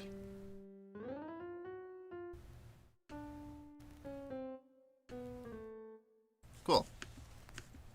So ACF, ACF. I'm going to make this a different version.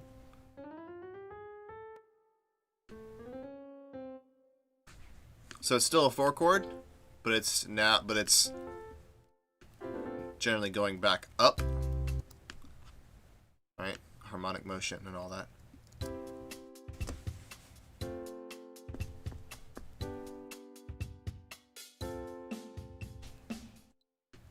I'll move it back to measure 5.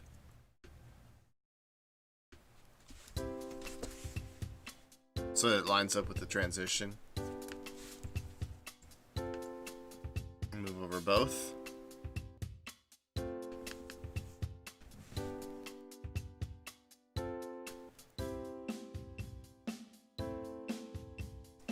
And I will do the same with the bass line. Edit the notes. We want to zoom in on it, so let's put our playhead there and zoom in. So we want 1-4-5-4, so that's going to be a C, F, G, F. So C, F, G, and then F. And then we will take both of these, copy them over by holding Option, dragging, and now we have this with the bass line.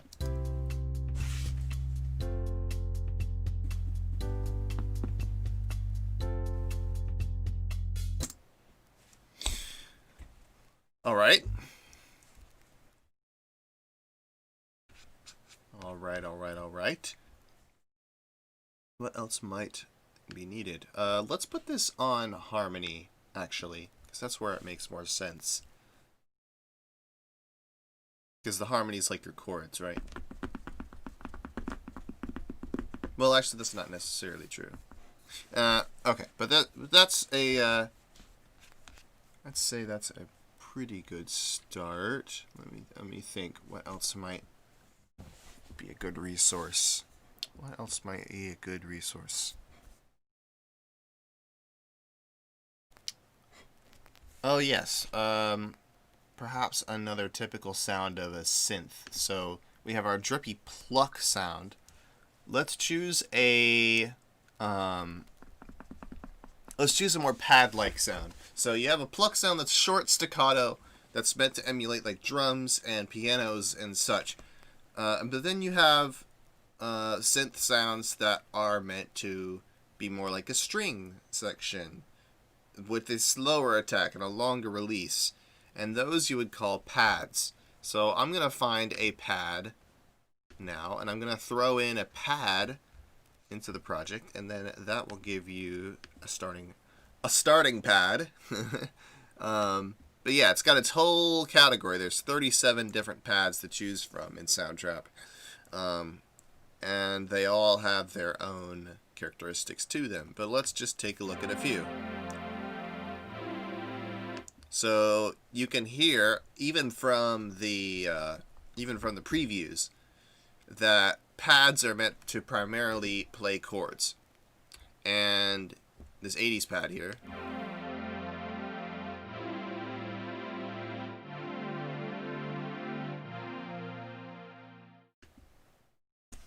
it's a good sound, I'd say. But let's look at some of the other ones.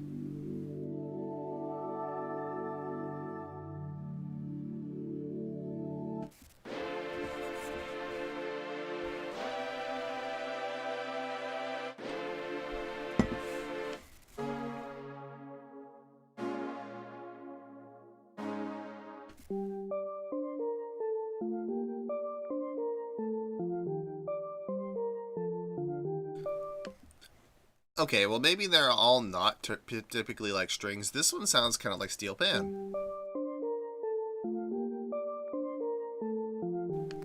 Which I'm actually going to throw in because, hey, it is BVMP after all. We might be making some steel pan-esque tropical vibes over here. But hey, yeah, that's a nice sound.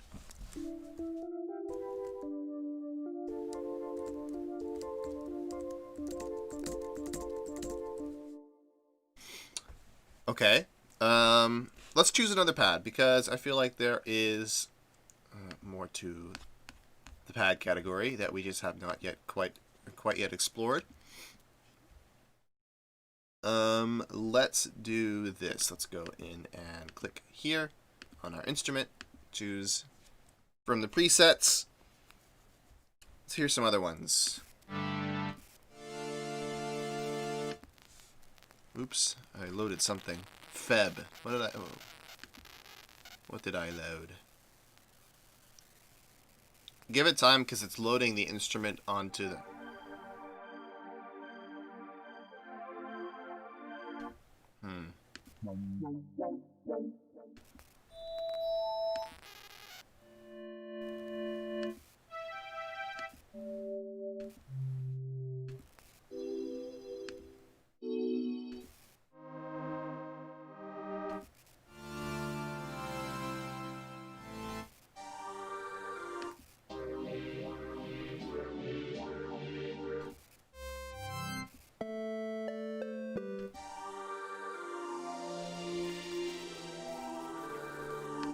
These are all really nice sounds, by the way.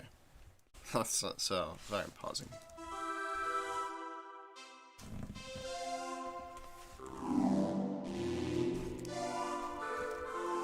Trying to find an octave where this sounds the best. You notice how, and I mentioned something about that having a slow attack. Fortunately, there is a knob here that says slow attack, and it will give it that. It'll just give it a little bit of time for it to fade in.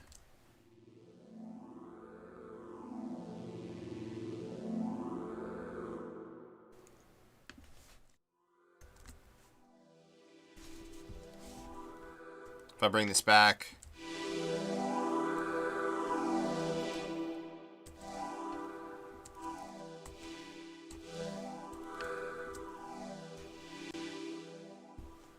So if I were to drag the chords on here now.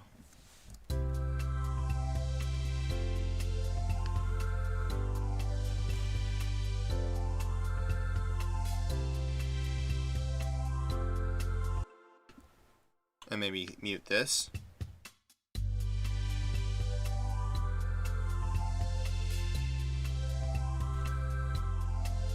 And for this particular pad, for this particular patch, I think the notes, if all the notes were down an octave, it would sound much better. So I'm gonna do that. Oops, I was on the wrong clip. I need to be on this one, of course.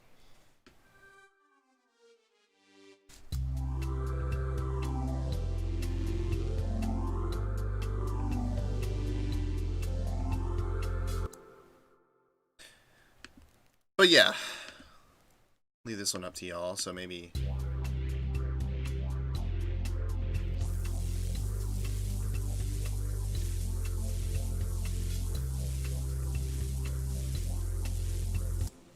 Maybe that's a cool sound, and you know, I'll call this pad, and then I'll call this steel pan synth. So you have pluck-like, good for arpeggios and melodies, pads, which are good for chords and backgrounds. And then you have synths that are meant to emulate real instruments. So this one, I suppose it wasn't exactly meant to emulate, but it sounds a lot like a steel pan for me, or to me. So I'm considering that sort of like an emulation, like a synth that's emulating an instrument. And they're all used in their own different ways. So like, what I've given you here may or may not be entirely useful to you, but hopefully with these tracks you can quickly access, or you can just kind of quickly put something together, because you've got enough sounds to make a good beat, or enough tracks to make a good beat here with either acoustic or electronic drums. You have a separate drum track that you can, whenever you play drums on it, it will be sent through a delay and phaser, and you could have sort of like, what I'm going to do is actually make this the same kit. So you have electric drums and affected electric drums, so you could have a beat here that you've set up, and then if you drag it down, let's say I were to quickly set this up, right?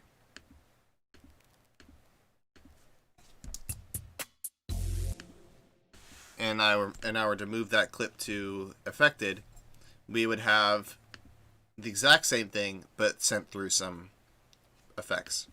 So you could have like a dry and then a wet in terms of like, you know, in terms of effects. So you have that option there.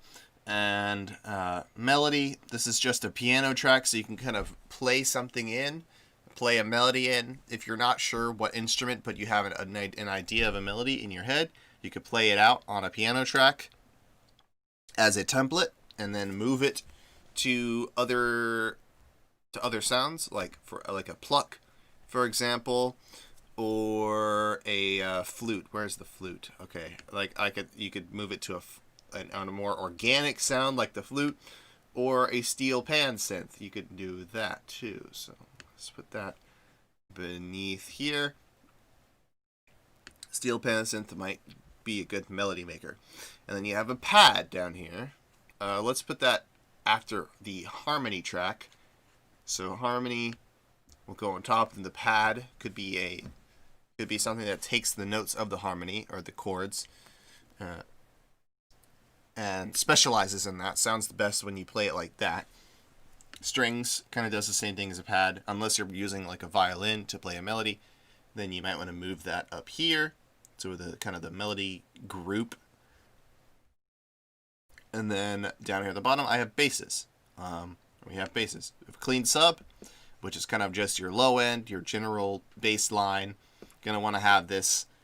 And then you have your upper basses, which serve more as your kind of like gives your bass a lot of timbre, a lot of, or makes it its own melody, right? If you're using these, you're gonna have you intend to have the bass played alone with the drums, and for it to sound, or for it to fill the whole frequency spectrum. Like if you're considering all of the other tracks in like the mix, if you have like a whole song going on, and if you have upper bass sounds, and this, of course, like everything I'm saying here is not necessarily true. You would want upper bass if you're making a section that consists only of the bass, like a drop. like a dubstep drop, for example. Like that would be where the bass becomes the melody. So, or it could just serve to make the bass a little bit more emphasized. Let's say you could add in another timbre on top of this clean sub that shares the notes. Like this, for example, is just an effect, like crazy kind of.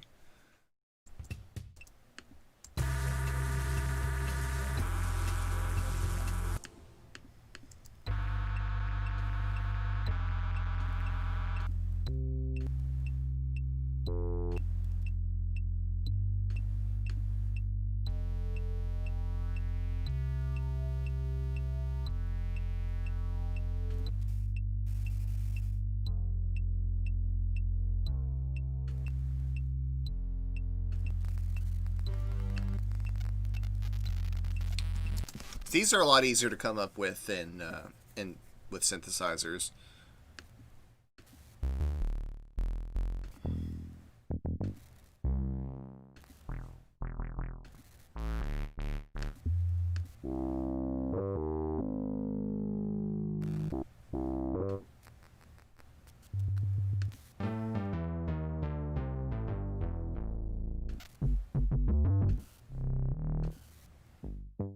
The idea is here you would pick a different bass sound that layers well.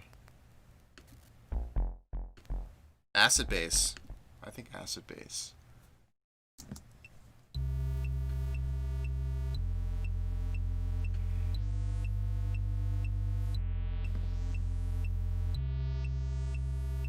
Now what if I were to randomize it? Oh my god.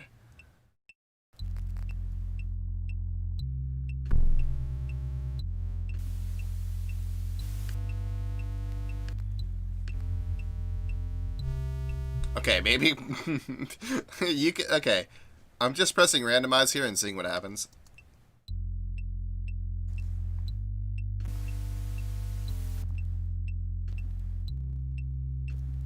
Oh.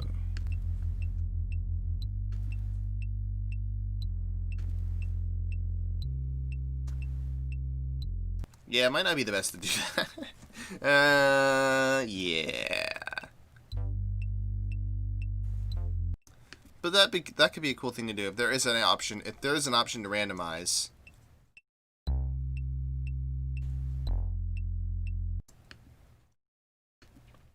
And depending on the you don't have to follow this to follow these exact notes. This is like a shorter bass, right? So this could be played more like with more of a rhythm.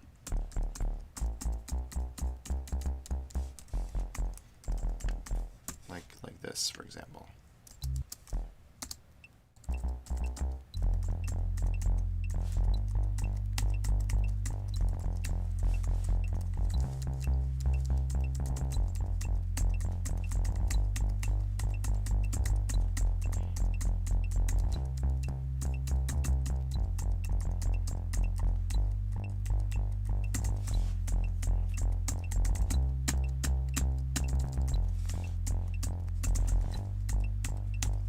But this, you know, these basses that are not exactly the clean sub, the ones that have more timbre to them, oftentimes are meant to be played more in a rhythmic fashion and then extended, like.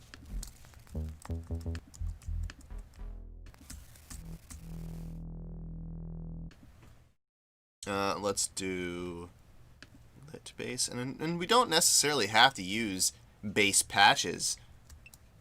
Like, we could go into let's for example, let's go into synths and let's go into leads and let's choose something like legacy or maybe the light weather. And what I could do is bump the octave down and use that. Like that, not necessarily we don't have to pick from the bass category. We could just pick a lead or other synth sound and bring it down a couple octaves, and now we have a nice sounding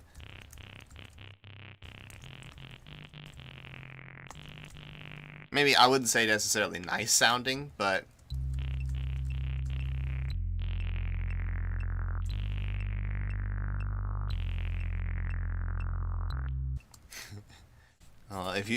if you like that sort of thing, I mean that's up to you. But like, hey, you don't you gotta think out. You can think outside of the category, if you know what I mean.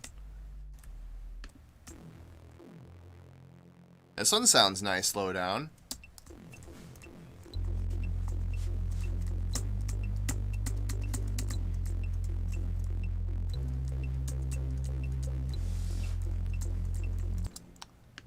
Yeah, I'll just play kind of like a mock-up of something, right? Only for this ending one, though.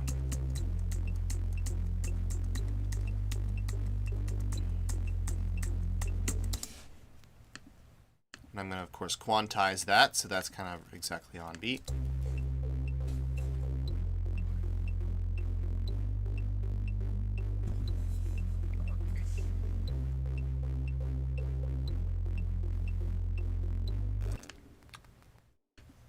I'll even put in parentheses lead, just to tell you that this is a lead sound, but it's just down a bunch of octaves, or down a couple octaves. Variation 1, this isn't exactly a variation anymore. It's just a different patch. I need to unsolo these two so that I can hear it.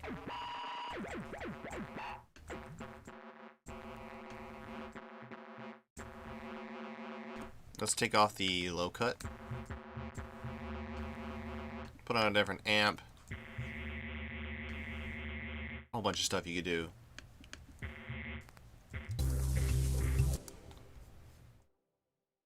Bring this down.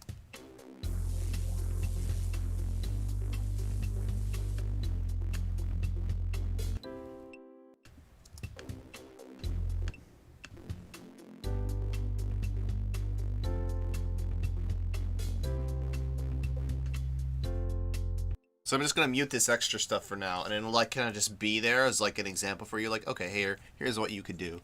Here's maybe what you could do with an upper bass. Here's maybe what you could, another idea of what you could do, and so on and so forth.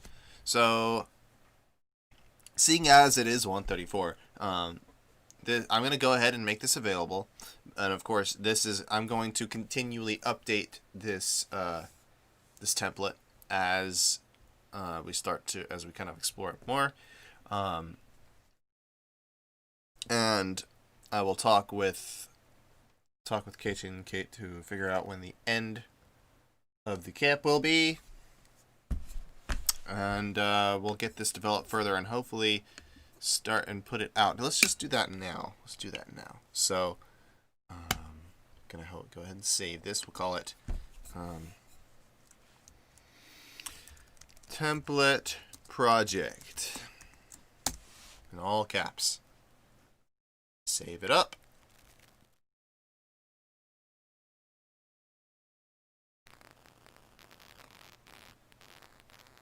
So we have two types of beats, two chord progressions, a wide variety of categories of sounds just already laid out.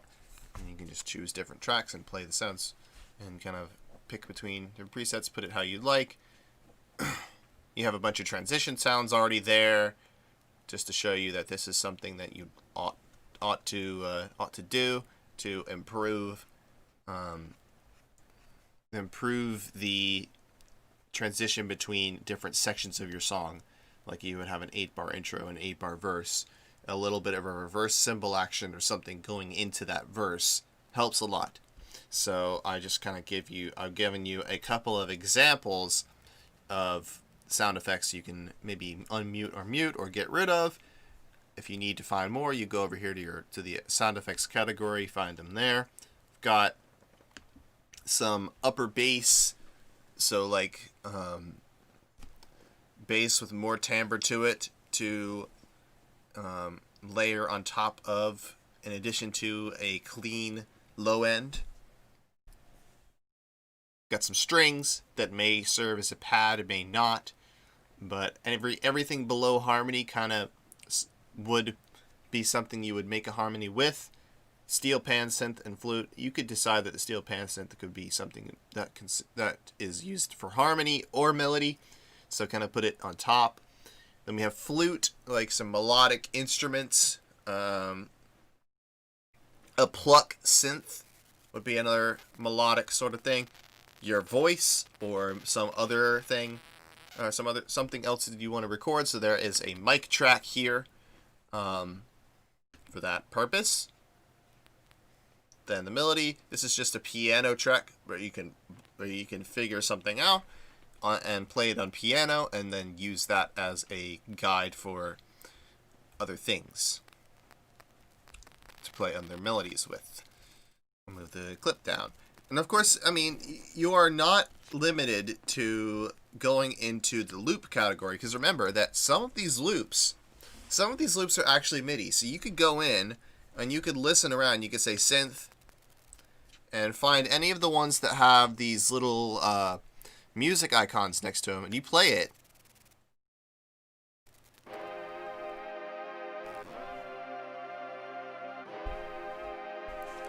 Let's say I like those notes, but I don't like that sound.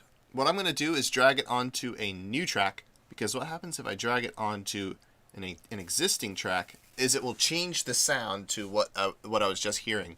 Don't want that to happen, so I think it did. I think it did change it. Yeah, drippy pluck. We want it to stay on drippy pluck. So I'll drag this to a new track, and you'll see it's just MIDI. So then I'm going to and then it's going to copy that clip, copy it onto, or paste it onto any track where I want those notes. So let's paste it on drippy pluck. Oh, it took the synth with it. No. It actually, okay, it did not take the synth. It just renamed the track. That's weird. But now, okay, this is going to sound pretty nasty, but if we have to solo this. But if we solo it, you'll hear.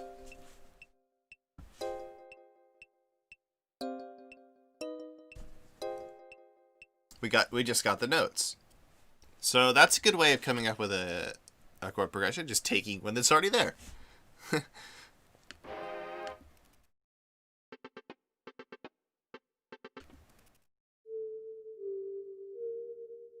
Here's a nice melody. Okay, maybe not that nice.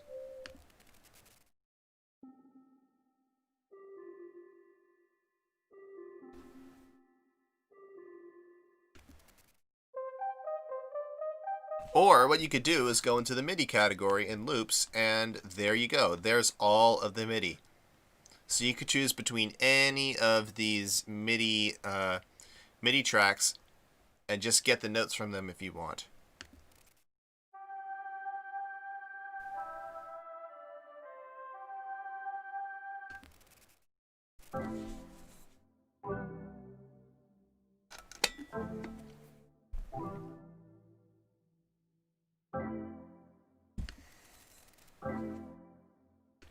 Like for these, for example, are really nice chords.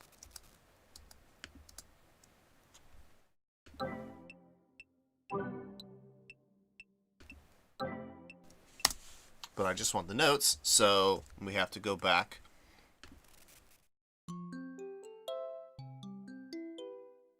Hey, you know what? I think I had Milky Pluck somewhere in here.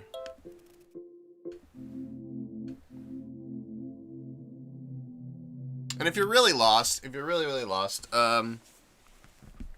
anything with one title, and then like you have the title, and then you have the specifically what it is. So you have Milky, Bell Art, Milky, Bell Art, Milky Bells, Milky Ocean Times. Anything with Milky next to its name will work together if you put them on top of each other. So if you have the pad from Milky and then you put the pluck from Milky on top of it, that pluck will follow the chord progression of the pad. So if you're really lost for ideas, great thing is to find stuff with similar names and put them on top of each other and work from there. And you'll have, you know, your arpeggio or your melody actually and your harmony already there. It's just kind of already made for you. Let's go ahead and share this. so that we can end the stream for today. I'm gonna go ahead and make this available to y'all. So I'm gonna go into my projects, template project. It's gonna mix it a little bit. What I'd like to do is create assignment. Okay, so share it. I'm not sure about all this. I will just create this link. And create the link to this new copy of project will add it to your assignment folder for every submission. I believe that if you're already part of this, I think you can just go to your Soundtrap page and be able to find this. Copy and send the link to copy of the assignment folder for every submission. So okay.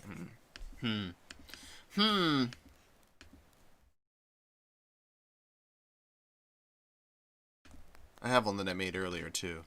I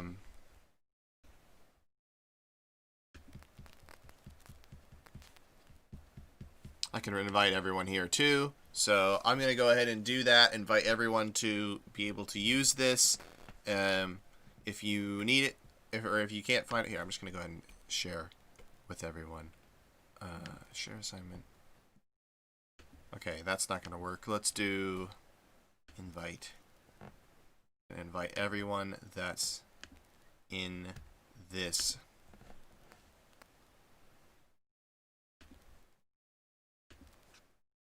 I'm going to invite everyone that's in the BVMP group. Yes, including him. Including the teachers. Everyone's going to have access to this that is in the class so far. Alright. So, I'm hoping that once I go in and make changes to this template project, that you all will get updates to it. And I'm also hoping that what I share with you isn't just the project itself, but the I think what I just did was that I think I shared the assignment itself and not the project itself and not as an assignment. Okay. So here's what I'll have to do is you will have to type in this link, I suppose. New copy will add to assignment for every submission. Yeah, I think what I've done is given you guys access to the original, and you guys need to make copies. So, and you need this link. I'm gonna go ahead and I'm gonna put this in the description of the video today, so that everyone who's watching this video afterwards can have access to it. Well, and it's students, that is. So, alright, so the very end of the video description, there will be this exact link. Oh, wait, this is cross computers. Okay, I'll do this afterwards. So, check the video description for the once this video is uploaded, I'll have to go and make that change, but I will. All right.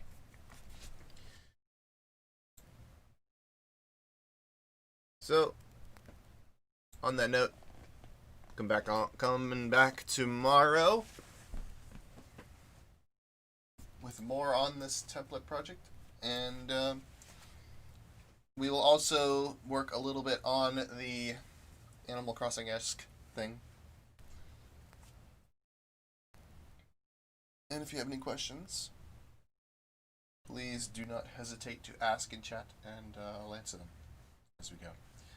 But yeah, that's going to be all for today. Until next time, remember to check the video. Remember to check the video description for the invite to this assignment, so you can have access to the